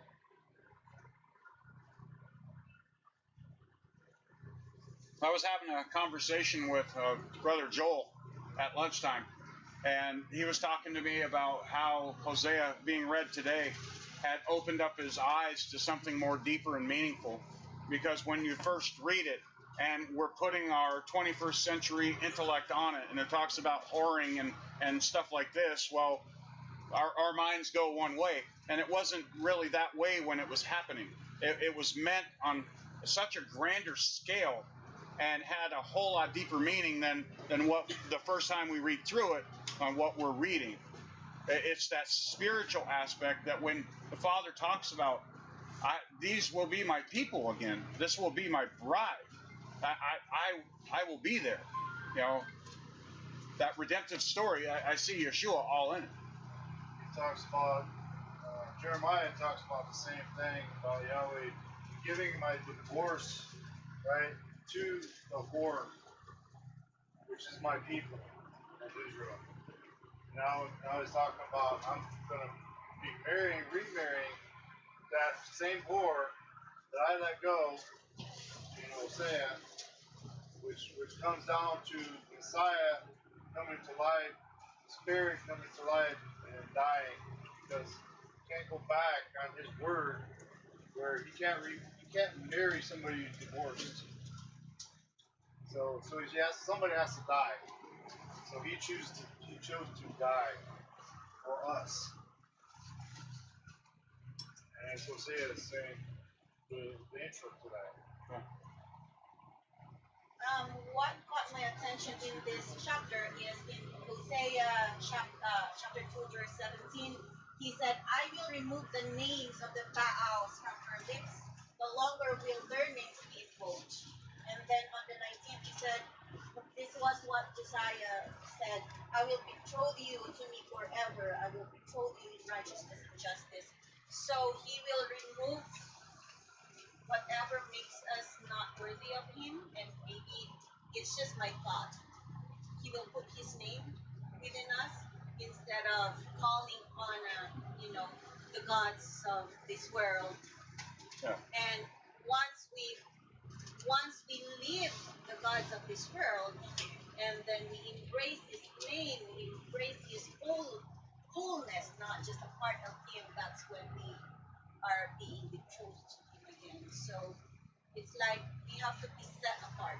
We have to be holy and not bring those gods in our heart anymore. Yeshua, it talks about when Yeshua's return, on how we will rid ourselves of this unrighteous body and take on a body of righteousness. That we'll shed this skin. We'll shed this, and then when we go with Yeshua, then we will be truly set apart. That at that very moment. Right now, we're practicing. We're doing everything that we can, trying to understand all the aspects of it. But when that King returns, and it talks about in Revelation when he returns, what happens to the old, and we put on the new. It talks about the old wineskin and the new wineskin within here. It's those things that start lining up in that understanding. So prostitution that is talking about there is basically idolatry, right? Idolatry. So it is, and that message is especially directed to the 10 tribes of Israel who went after the Baals, right? Idolatry. And by saying, I want to remove the names of the Baals from you, the names of the idols, right? So I would say something that might be kind of sensitive, but someone might take it, think about it and analyze it. It's like, the word God itself many people will say God as related to the Creator, but actually the word God, I'm saying G-O-D. In Hebrew, we have G-A-D. So in Hebrew is pronounced God, but if you say God in English with an O, but you kind of like pronounce as a vocal like an A vocal, like an A, God. So it's relating to this idol that used to be worshipped in ancient times. Even when Jacob went to get his wife, this Laban, his grandfather, father-in-law, his uncle, he used to worship this deity called God. So if you go to Isaiah 65, Isaiah 11, 65, 11, right? It says, so if you go to Isaiah 65, 11, it talks about this God, which is an idol, a deity that they used to be worshipped. And it basically says, but you that put an offering to God and put a God to many, it says you will bow down to the slaughter. So says by saying I will take the names of the Baals out of your mouth. I mean, it's kind of like coming to the knowledge of, is it good for us to keep referring to the Creator as God? Probably not, I would say. And also using the word Lord, which is also related to Baal. So probably we should think about it and not try not to say Lord or God, but He wants to put the name back in us. So He wants us to call Him by His name. My people will know my name, right? So I mean, it will take time for other people to eventually take the names of the Baals out of their mouth. So I guess because were the ones, the 10 tribes of Israel, because I will say we are the how do you say, the remnant, or the descendants of the 12 tribes of the 10 tribes of Israel. He wants to take the names of the Baals out of our mouth. So are you trying to say that he is the set apart, most high, and we should not use a name that's referred to false gods? We should refer to him the same way. Right. He's saying, call me by my name, don't call me by this name that I don't approve of, because I want to take those names that are referring to Baals, because as far as I know, I researched the word Lord to the beginnings, and it is referring to Baal. It actually means Baal, and the word God is referring to this deity that used to be worshipped, like back in the end. And where do we get the word God from? From the Teutonic people, and they themselves say that this God is an image of worship, or whatever. I mean, I read a lot about it, So what is it? Is it too difficult to refer to the Creator as his rightful titles, like Elohim, or Creator, or the Almighty One? I mean, I would prefer to say that instead of saying God or Lord. But if we say, his name, with all respect, and with all the respect, because, pronouncing his name, we have to be respectful, not to blaspheme the name, And I guess that's my point, It's something. Brian, you had your hand up again? I was just going to say that in this country, they use the term "in God we trust" on the money. Sometimes I've wondered which God they're putting their trust in. I often wonder the same thing. That's exactly what it is. Yeah, it doesn't appear to be the God of the Bible. Because God is a very hybrid word, like a very genetic. It's a genetic word, but it's not actually referring to the creator. Sorry. Which is one of the commandments. Mr. Mike? Yeah. And then June. I think it's a good point. And, I was going to say, well, first of all, Phineas was the son of Eleazar, down the line. So I was wrong to say he was a Gentile. I remember a connection to Jethro, but he was a son. Yeah, he's right. Yeah, right. So I just want to correct that. But I also want to say, sometimes people call me Mike, which I don't mind Mike, but my name is Michael. So if they ask me, do you prefer? I prefer Michael. So it's fully understandable that why would I not, our Creator who gave us His names that actually have meaning? Why would He not? Why don't we agree with Him and say, yeah, I prefer your name rather than my name for you? I have no authority over you. Why should I be able to name the Creator of the universe? No, I don't have that authority. So these names, at the very least, they have no meaning, and at the very worst, they have an inference to a foreign deity. Like we're saying, I think there might be questions, but however, we'll say this. I love using His name because I know what it means, and like when it says in Acts 4:12 that there's no other name under heaven by which man must be saved, and he says Yeshua there, but we know that Yeshua is Yahweh, first of all, and we also know that Yah is a contraction within His name. Yah, it means I am your deliverance. I am your salvation. That's what it means. Yes. So I think, to me, that's a beautiful meaning. But when I use these other names, I have, and I think probably it would be good for us to be gracious to people. And then there's smaller, less understanding. I had less understanding, and I had to sort of twist in the wind for a while trying to learn to use His right name.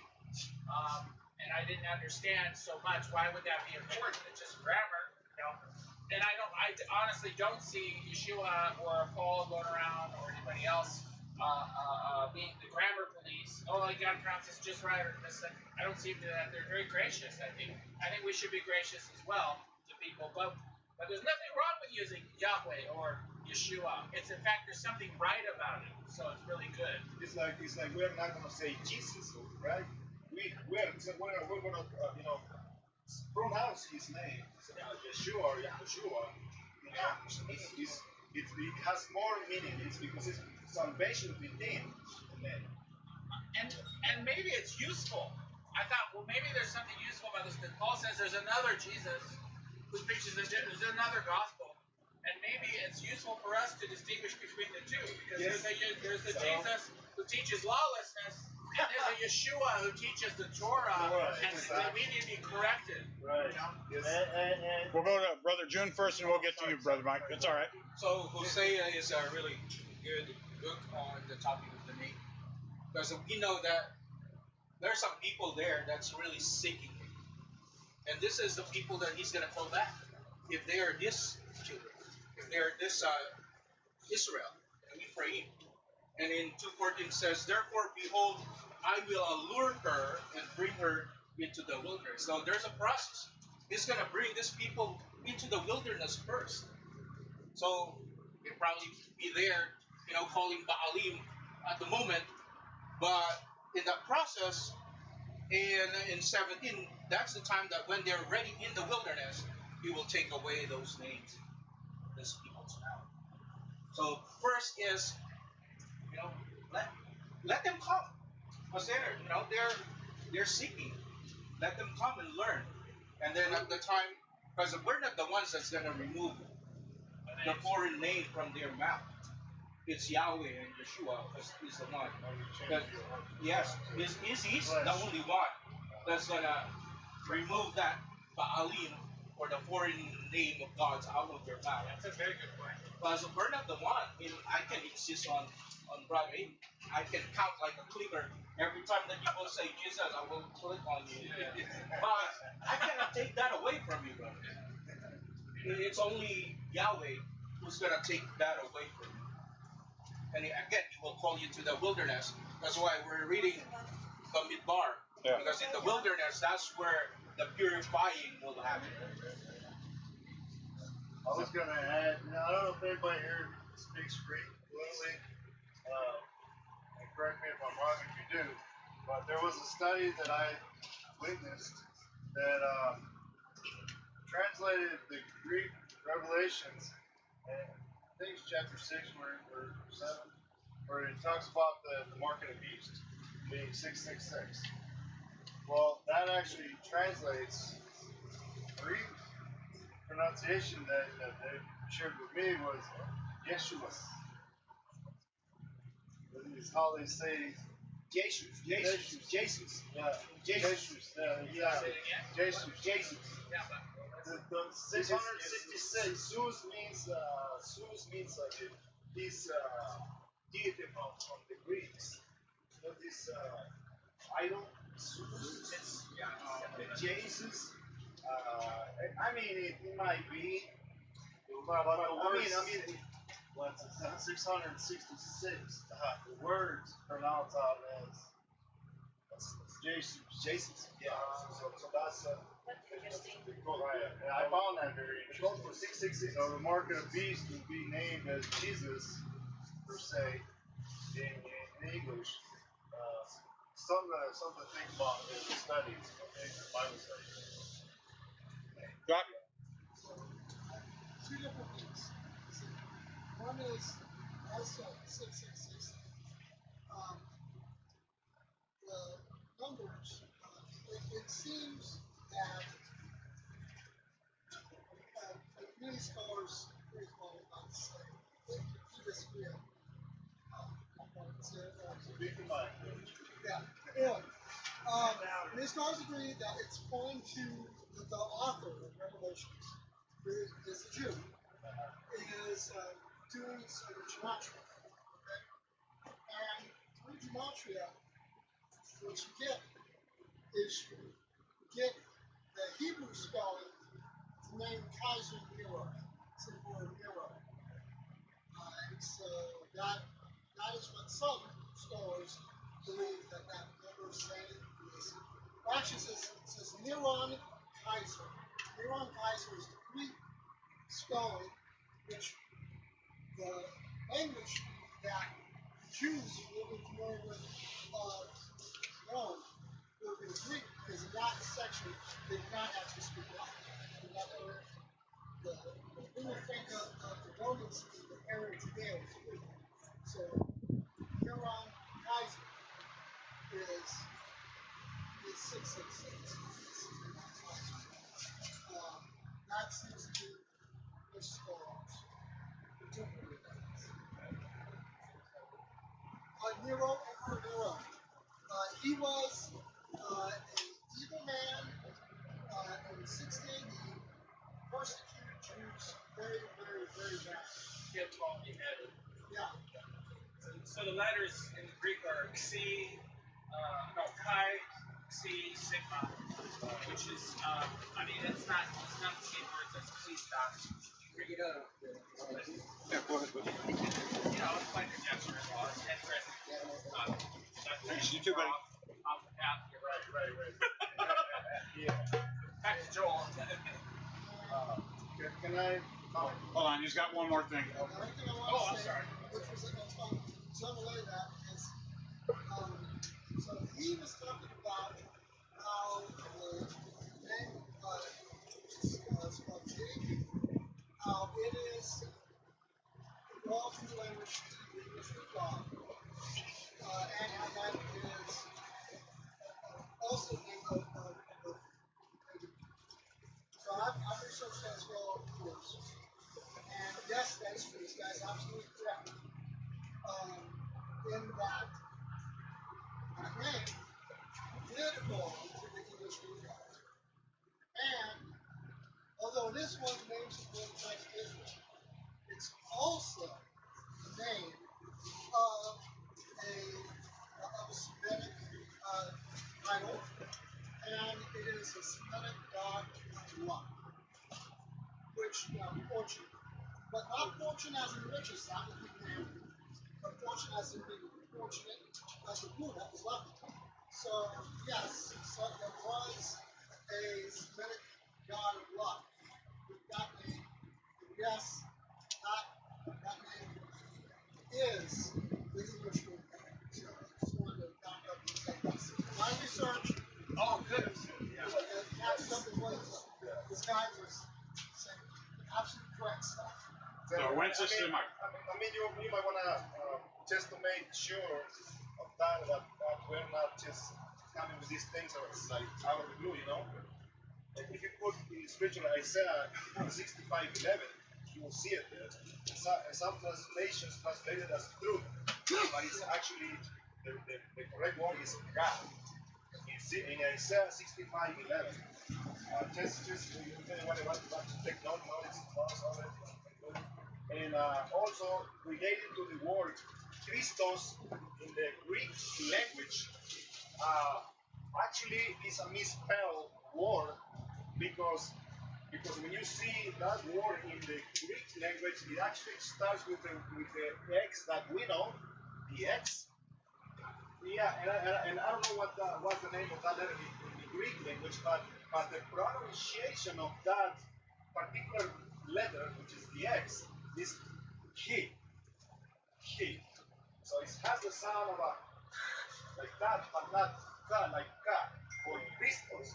So actually the word is Christos, but and they relate that word to Mashiach or Messiah, but the two that has actually no relation whatsoever, because the word Mashiach is a totally Hebrew perspective, like Hebrew idea, but there is actually a word in the Greek language for Mashiach, which is Messias.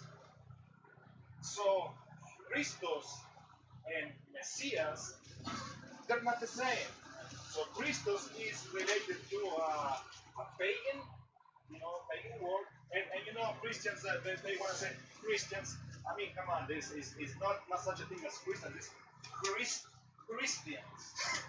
and because we know that the Catholic Church twisted a lot of words in the Greek language to further their agenda of deception, right?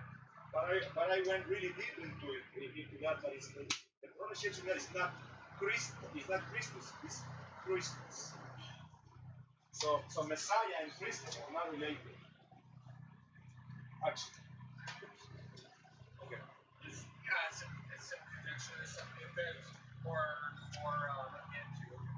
There's a couple questions that I have, but there is another line, and we'll stop. Probably should stop with the conjecture, but there's some very strong connections between that word 666, in my opinion, with Allah, the false god Allah of Islam. So, but anyway, that's more conjecture. So let's get away from that and get back to the scripture.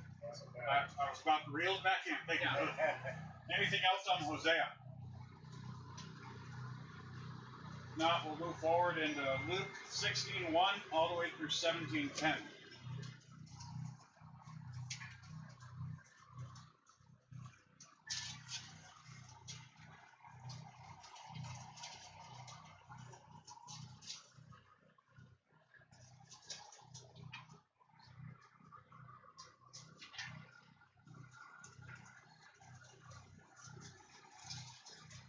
In the first part of it, it starts talking about giving an account, management. It ties into Badmidbar in the wilderness and the accounting that occurred there in Numbers, right?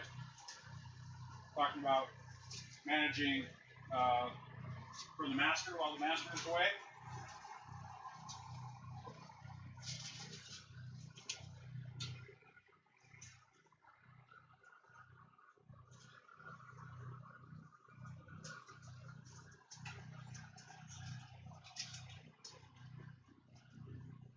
Profound one to me, and we've talked about it, is in verse 13, no servant is able to serve two masters, for either he shall hate one and love the other, or else he shall cling to the one and despise the other.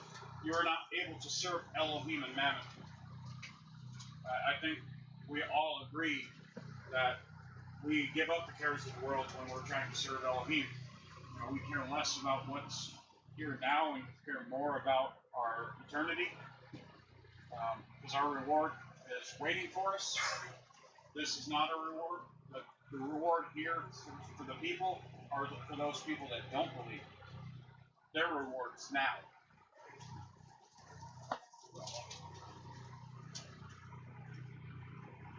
And then verse 16. The Torah and the prophets are until Yohanan, since the reign of Elohim is being announced, and everyone is doing violence upon it, and it's easier for heaven and earth to pass away than for one tittle of the Torah to fall. Even at that time, they were having the same issues that we're having today. This is what I was referring to a little bit earlier in the teaching, is they were still having to proclaim this, and this was in the given land. They still had people that were fighting this. The Romans, the Greeks, didn't always have the same beliefs. They were the two that conquered Israel the most, those two groups of people. And at the time of Yeshua, who was Israel and primarily Jerusalem run by? The Romans, right? They had Pilate that told the Yahudi, told the Pharisees, this is an innocent man. His blood is not on my hands. In reference to Yeshua. Yeshua came preaching and teaching Torah. And what we know a lot of is when we look at Yeshua correcting the Pharisees and Sadducees, what was his correction? It wasn't that they weren't keeping the Torah itself, it's that they were missing on aspects of it. They were putting other aspects higher than what the Torah was saying. They were building fences, adding to what was already there, when he was trying to simply simplify it. We don't have to wash our hands as ritualistically to eat grain fresh off the stalk. That's adding to. That's putting a burden on. When they went to arrest Yeshua and convict him, what was the only thing that they had on him?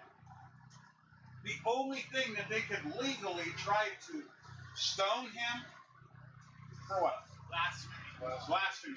said For he what? Is Make himself equal with the Making himself equal with Elohim. That is the only thing they had on him.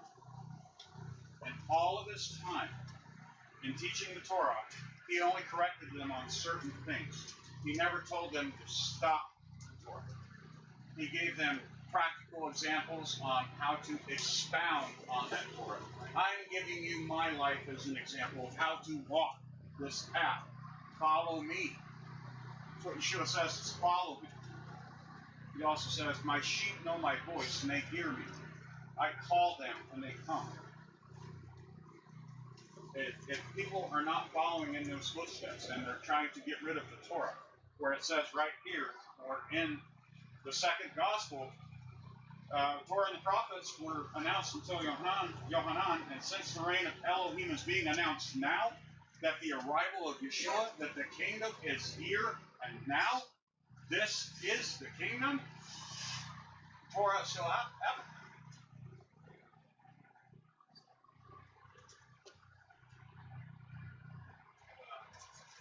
What? Very same verse. I have a friend who uses verse 16 to say, oh, the law stopped with Yochanan the Mercer. And because it says the law, the prophets were proclaimed until John, implying that, oh, now they proclaim it. But he doesn't say that. He's not proclaiming it.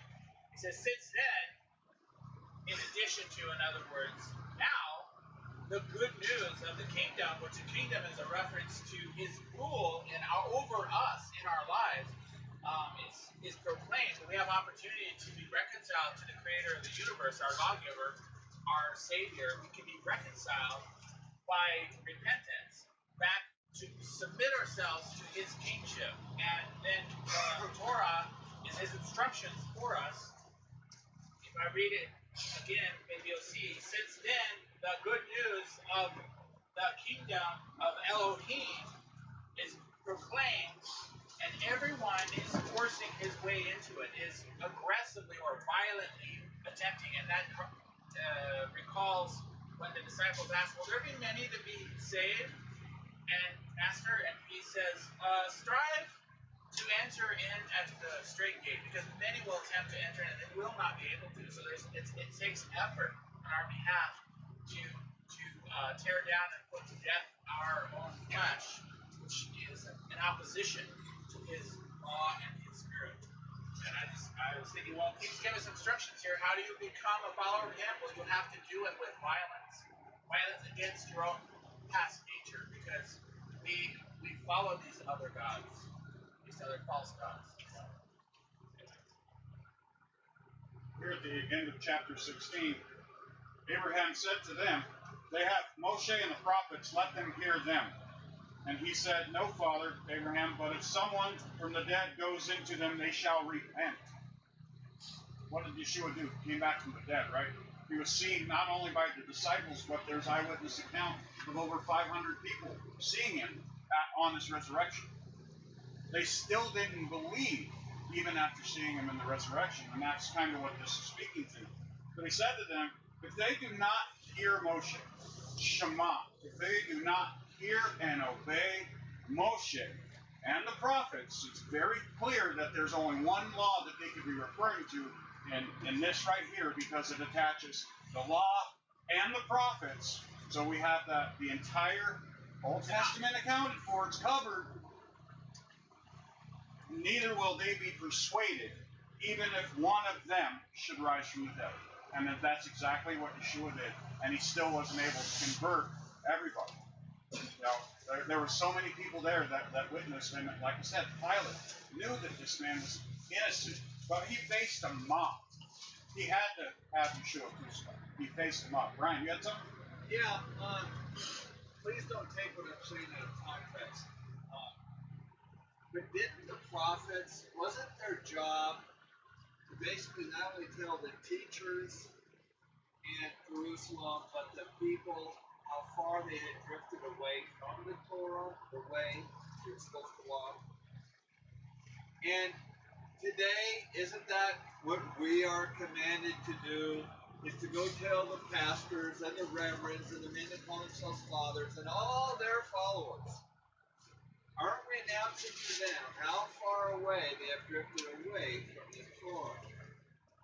The truth, the life, just like our Messiah is the truth and the life and the way. And that's exactly what the Torah is. So if sometimes we kind of feel like we're very disrespected and we're not treated as bad as the prophets were, but we basically are getting the same attitude from people that those prophets did in their day. All right. Yeah,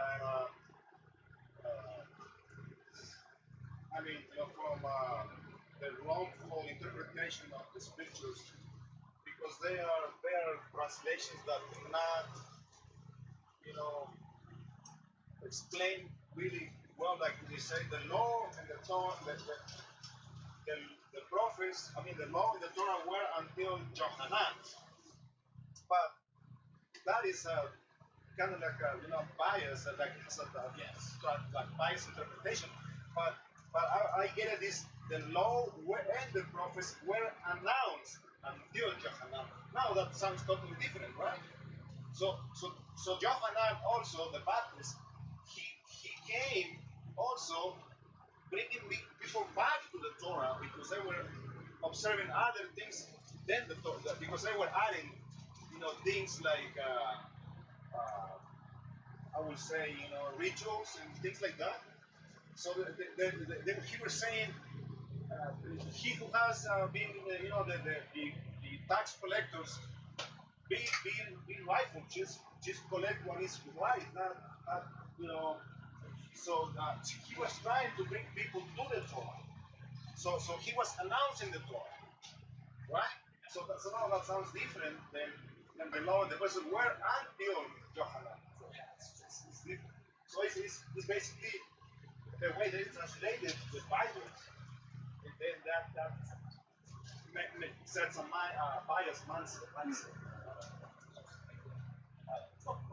Now, one of the most popular Bibles, one of the first ones translated, was King James, around the printing press. And you had to be pretty rich to obtain that before the printing press. But King James had a lot of money. So he had, 15 edicts that he put out, including changing Jacob or James or whatever to reference himself along with these other things. It's that translator bias that is trying to press out the Torah and usher in this new covenant, and that's why it's called the New Testament. But it's not new; it's renewed. It's redeemed. You're right. I definitely agree with that. I just want to comment again on the end of 16. Just not to pick on them per se, but to me it's just such a strong picture of that all is part of Christianity. As far as here you have this guy, it's in Sheol. Abraham tells him, "You got Moshe and the prophets follow him." He said, "No, no, I'm not going to do that." But if someone goes to the land, they will repent. And basically, Abraham says they don't have Moses and the prophets, they do not be portrayed as something right. It's like he's saying, look, you have a faith that has someone that's resurrected. But without Moses and the prophets, to me, that's finding out that Yahweh James says faith without works is dead. Very good. Thank you, brother. In the beginning of 17, it talks about, and starting at 2, it would be better for him if the millstone was put around his neck and he were thrown into the sea than that he should cause one of the little ones to stumble. And it starts off in 1, he said to the taught ones, his disciples, "It is inevitable that stumbling blocks should come. Woe to him whom through they come." Woe to those people who are stumbling blocks. We can be stumbling blocks, but we do our best not to be. But who can we look at as a stumbling block? Pastors, preachers, bishops, popes. Greece, Catholic Church. And the warning is right here. It's in the Brit Hadashah, and it says it would be better if a millstone was put around their neck and then cast into the sea than to put a stumbling block in front of the little ones. That's going to be better. Now, can you imagine having something dragging you down and drowning? That's most people's worst nightmare and worst fear. That would be better than what is going to come of these people. Think, like, wow. So it's like Messiah says, I never knew you, depart from me, transgressors of the Torah. Yep. Mike? It helps to think the way you're thinking. When you understand a stumbling block is somebody who is helping somebody else to sin. And that's exactly what preaching today, the teaching is you're teaching that people are not to obey the law. Therefore, you're saying, oh, it's okay for you to sin. You're helping them to sin. That's exactly what a stumbling block is. You're helping somebody to sin. Most of the time, we just think, oh, it's when they cause offense, and therefore you reject Yeshua or the law illegitimate. And that could be true. But these guys are coming in straight from the get-go, right up front. Don't obey the Torah. Okay? And we know from history what we can derive from 325 and in the Catholic catechisms and everything. They admit that the Shabbat is the seventh day. That was never changed. But in 325, they got rid of it because they were anti-Semitic. They hated everything that was Jewish or even smelt Jewish. They rejected it and went to this first day of the week. Go ahead, brother. And they made a council. At one of the councils where they met, they called them canons. They were their laws. And they made a law that you could not have Sabbath on the seventh day, but only on the first day. So that's where they're putting their authority ahead of God's.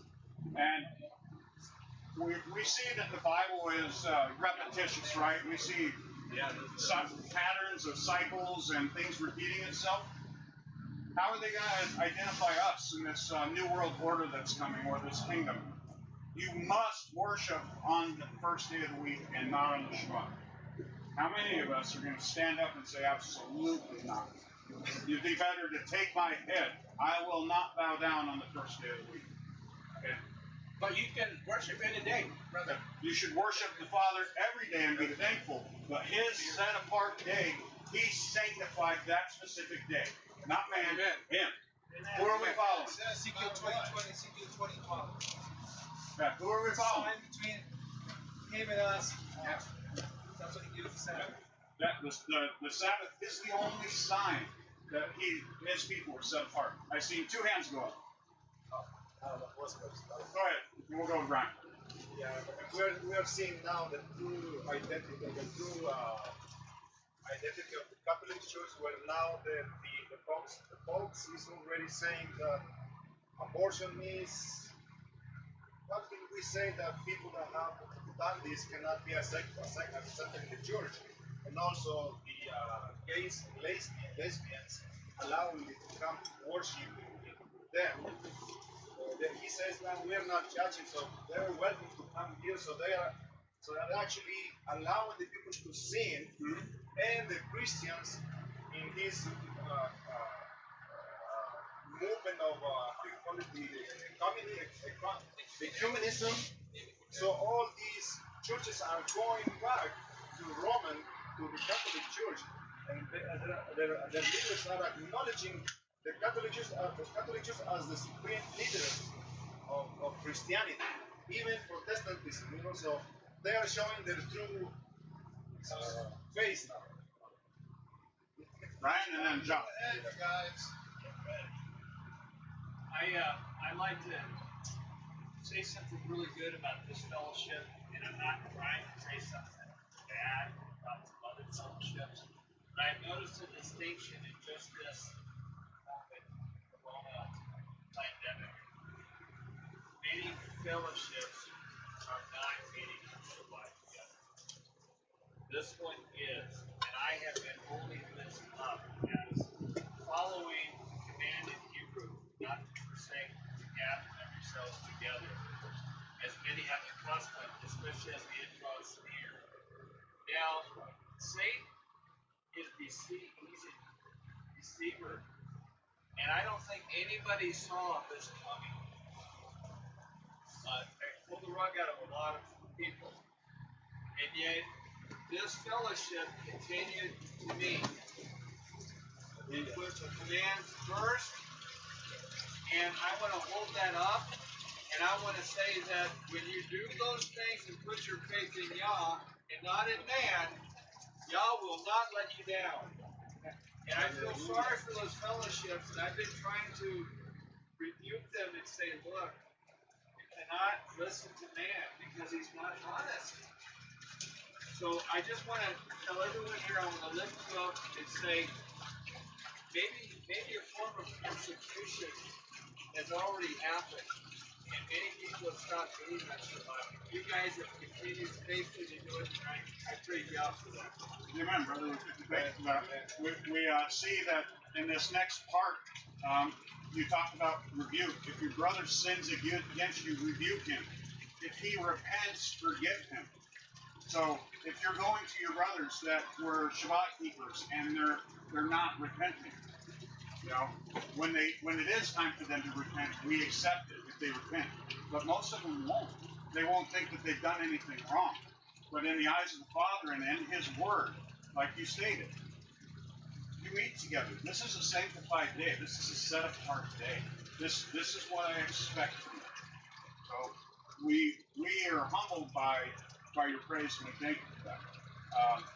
We give all the praise and glory to the Father, and that's why we come together, rain or shine, anything, wind, hot, we're coming together somewhere. We're going to meet.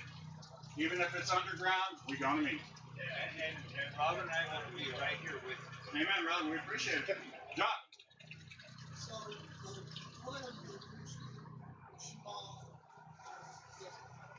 Cyrus, and a few months ago,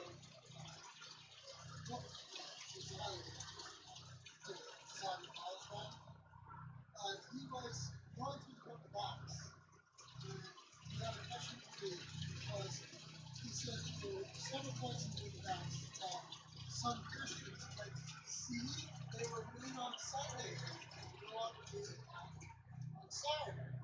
And he asked me to find some early documentation that said when we were outside. And where I found the truth was that there's document from 80 AD of the Gadget.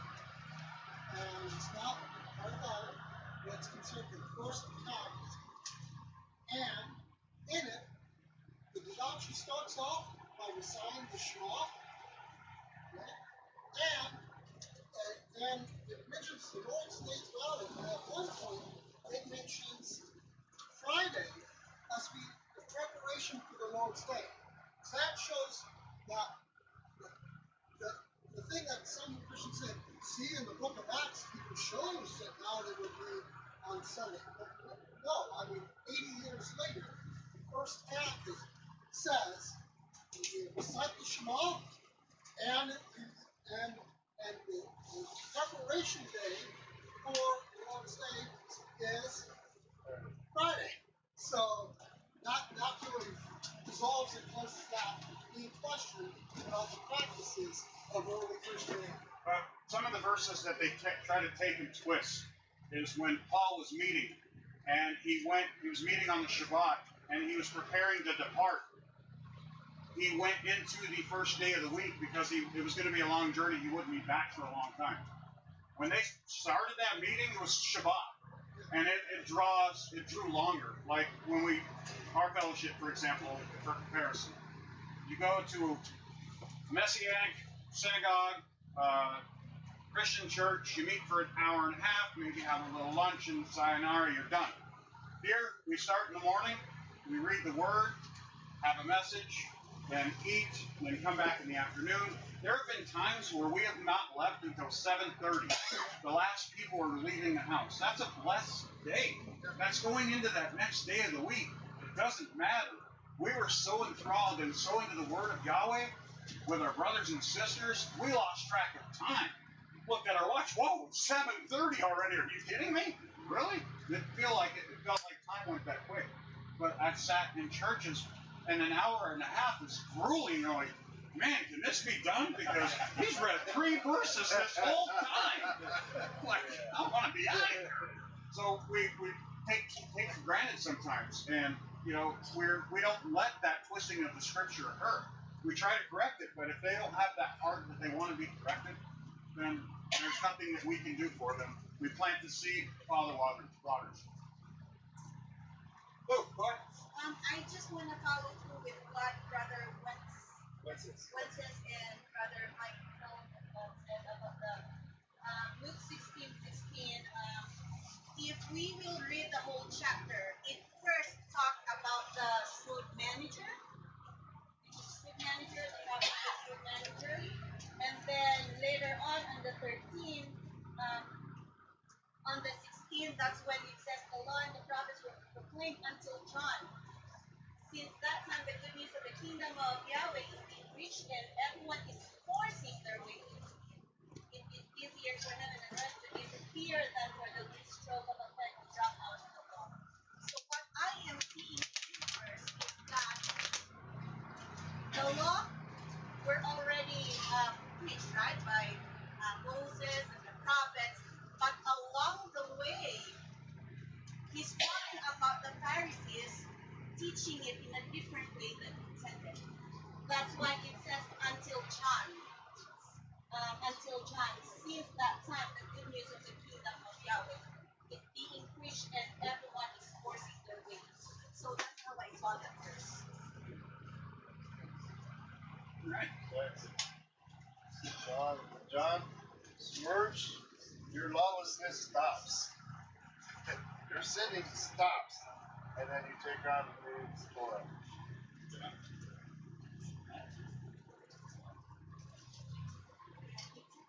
Anything else in Luke? Now we'll go on to 2 Corinthians. 1 Corinthians chapter 12. Sorry about that.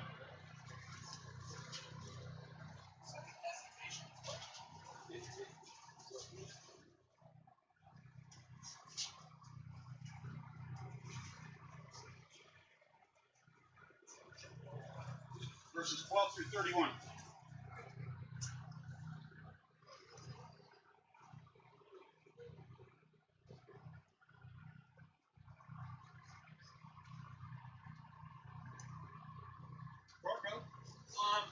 We know here that it's talking about there are many members in the body, okay? And those different members are obviously different individuals in the body. I have a question for you. Someone proposed something.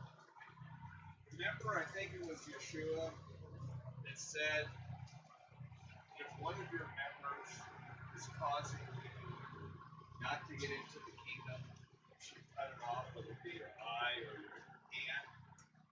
Is there any chance that that's like a double entendre? If someone in the congregation is causing a bunch of problems in the congregation, is it better to expel one member than to have the whole church? Absolutely. And if that brother repents, we're all back. This is something that we've had to address. We're a young fellowship. We had together, starting off with 4 or 5 families, August of last year, and we've already experienced more growth in normal fellowships in 5 and 6 years, where we're up to 60 average members each Shabbat. People wait 10 years oftentimes to get to that number.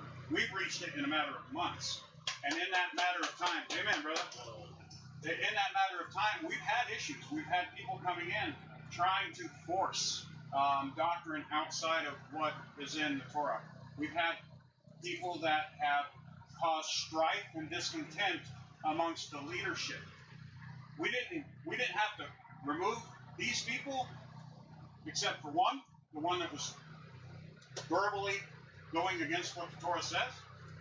But by the process of elimination, this person removed themselves from the assembly. And it's because we're standing firm on what the Word says. We're not Lashon Hara anybody else. We're putting facts out there. We're reading what the Scripture says. We're doing our best to be brothers and sisters to one another. Now, if that's not something that you're following along with this, then maybe this isn't the journey for you. But if they repent and come back and say, hey, I was wrong, it took Yeshua opening my eyes to this, then as the scripture says earlier, that if they sin against you 7 times and seek forgiveness, you grant them that forgiveness that 7th time. But we will have to keep facing these challenges of people putting in false doctrines and stuff like this that will stand up and say, we do not follow that, we do not appreciate that. If this continues, we will be removed because we have young sheep that are getting fed and we don't need bad food feeding them. So that's where, as leaders, we have to make that stand. As men of our household, we have to make that stand.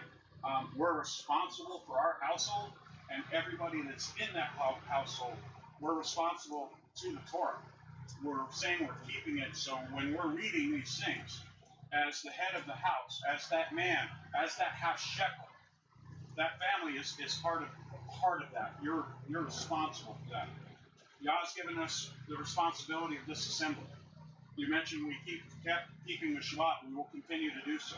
Whatever comes at us, we stand united as brothers and sisters in the Word and the Word alone. All these external sources and whatnot, we tear them out and we talk about it frequently. If you're listening to teachers that are teaching something outside the Bible, be careful with that. Don't get too caught up in that. If it's not in the scriptures, then it's not important. Life is in the scriptures, and death is outside of that. So that's what we need to focus on. Choose life that you may live. Amen, brother. Did I answer your question? Yeah. Okay. Anything else? I like it. Chapter 18. But now Elohim has set the members, each one of them, in the body, even as He pleased. He has set people in this path. He set people where they are now. We didn't place ourselves there. One of our members likes to say that, people that are anointed to lead, that's not anything that any of us have done. That's the Father. You follow. If they're the leader, you follow. And if they're giving you bad fruit, then you stop following them because that's a wolf in sheep's clothing. Every one of us has to study. And if I say something out of character or outside the lines, I expect my brother June or brother Mike or even Brian or anybody pull me aside and say, hey, brother, I didn't really agree with what you said, and this is how Scripture says that. Yahweh has set His people in these places for a reason.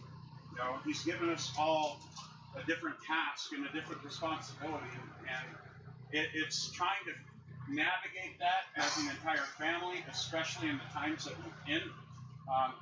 We know the coronavirus and the pandemic and all of this other stuff. Strength is in numbers, and we gain strength from one another. If we were all leaders, who's following us? If we're all followers, who's leading us? We each have a particular job. And in time, those roles will change. We've seen that roles change throughout all the stories within the Bible. People's roles change. Moshe, he didn't think he was going to be the leader. I don't speak well enough, Father. Okay, well then your brother can speak for you. But you are going to do this. This is how we are. We're each a member of that. And we each have different things, and we bring different things to the table. Yeah, go ahead, brother. In a congregation, there might be some members that give up an opinion, Mm-hmm.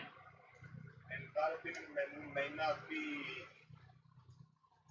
according to the scripture, according to the Torah. But it might also be that those people I knew and I was just learning, and having understood, because they're coming from a Christian background, and some of them are new, so we gotta be patient with those members, and also, the ones that have more knowledge, also sometimes even the ones that have a lot of knowledge may give a wrong interpretation of the scriptures, I mean, we as a whole, as a body, we all learn together, and it comes up to maturity. So everybody will eventually understand that the scripture is the Torah is more important than teaching stuff that is not related to the scripture. But eventually they will understand and learn. But we have to be patient. I like to use that the Father was so patient and long-suffering with me. It took nearly 40 years of him beating me in the head before I finally said, "What?" and answered it. He was long-suffering. He was patient with me. I need to try to return that to other people that are coming out of Christianity, per se. They're having the scales removed. So I try to look at it back when I was there. And I was alone at that time, and this person is being blessed because there's a lot of us that they can talk to and learn different things from. Many people, when they're coming out of this walk, it's alone. We talked about the wilderness. It was a wilderness. We thought it was a barren wasteland that nobody in this area was doing this. I was relying on teachers like 119 Ministries, and Zach Bauer from New to Torah, and a few others. That's where I was getting fed and backing it up with the scriptures, and I'm like, man, I've never read it like that, never understood it like that, but now it's profound. I was the only one in the area. Now, unbeknownst to me, Brother Mike McLeod lives just one street away, and for 3 years, we were less than a quarter of a mile away from one another and having this fellowship. But the Father, in his long-suffering, in his steadfast love, brought us together. It was time for him, and it was time for me, and when we came together, it was the Father's speed, not our speed. And we move where the Father is taking us, where that flame in the cloud is going, that's where we're headed. And I think that we all agree with that when it's time to move and the Father brings people into your life, you can learn quickly learn about them in a matter of once or twice meetings, and you know what this person's about.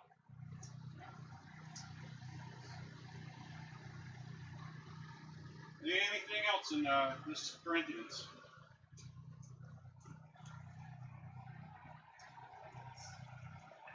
I take it as an invitation not to despise each other, but again, we all have gifts. It's the same thing you just said, but it's easy. I see it creep up easily, and the advantage of meeting in a smaller group is you can see people's faces instead of just looking at the back of their head so much. You can see people and see their expression and a lot of times. I think people look down on other people for whatever reason. Maybe they're younger, maybe they're older, maybe they're wrong gender or whatever, different things. And it's not, we're supposed to, according to the scripture, we esteem one another better than ourselves and consider ourselves only to be servants, lesser. So I can help you to succeed. I'm not to be envious of another person's success or using of a gift or being just prosper. God will prosper all of us. So the humble, he will lift up higher. So be humble. Amen. Yeshua says, we should all, that's one creation. We should all have one mind. Whoever sees in that seat of Moses, do as they do. Whatever they do out, don't do what they do. Is that clear? Yeah. When they sit in the seat of Moses, listen to what they are saying. Listen to what they're saying, because that's the Bema seat. They are speaking the words directly from the Torah. So do not do what they're doing outside. Excellent. At the end of Corinthians here, and you are the body of Messiah and members individually. And Elohim has appointed these in the assembly, first the emissaries, secondly the prophets, thirdly the teachers, after that miracles, then the gifts of healings, ministrations, kinds of tongues. Are all emissaries? No. Are all teachers? Are all prophecy prophetic? No. Each one has their own. Do we all interpret? we interpret Scripture, but is that what it's talking about? The gift of interpretation. Because I learn a lot from listening to my brothers and sisters when they bring forth something. I go home and I ponder on it. I'm like, wow, that opened up another layer like an onion that my sister was so knowledgeable on that. It was amazing. So we have different things, but if we're doing it for the glory of the Father and in Yeshua's name, he said, where 2 or 3 are gathered, I will be there amongst them. He said, anything that you ask in my name, I will give you. How long has it been since the disciples have been out and we're doing healings and raising the dead in Yeshua's name? Did that go away, or do we still have those gifts? I think we still have those gifts. I believe we still have those gifts because I've seen it in action when we anointed a brother or sister in prayer, and we surrounded that brother and sister in love and lifted that brother and sister up in one accord, in one mind, in one body, in Yeshua's name, and seeing that brother and sister healed. There is power in the name of Yeshua. A lot of people lose that sight of that. They like Mike was saying, get jealous. Well, man, you're such a good speaker. I wish I could do that. Trust me, it's nerve-wracking. You may not want to be up in front of throngs of people. You know, you may not be able to handle it. The Father can see that. Or, I wish I had the gift of prophecy. That's a pretty tall task. You look at the prophets and how they were treated. Are you sure you want to be a prophet?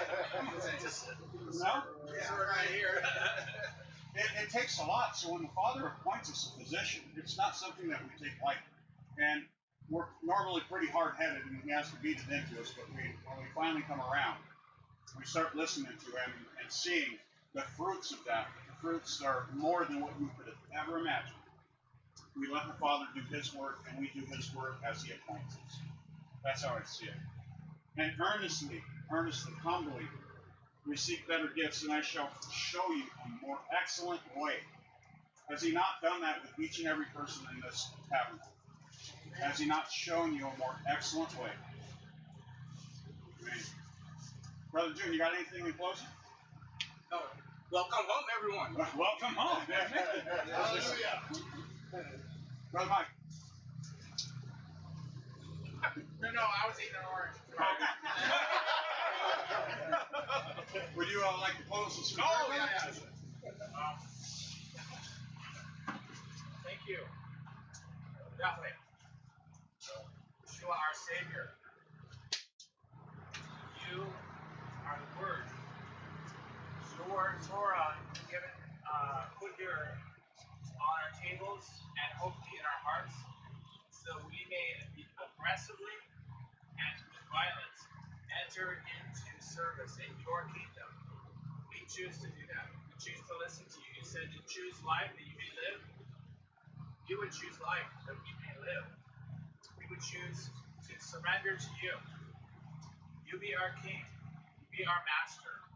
And I pray that you would cause our hearts to be soft and softened by all that we've heard today, and would not have a hard heart as the bad examples of the word were, stiff-necked, hard-hearted, but that we would circumcise our heart, that we would make ourselves to be submissive to your instructions.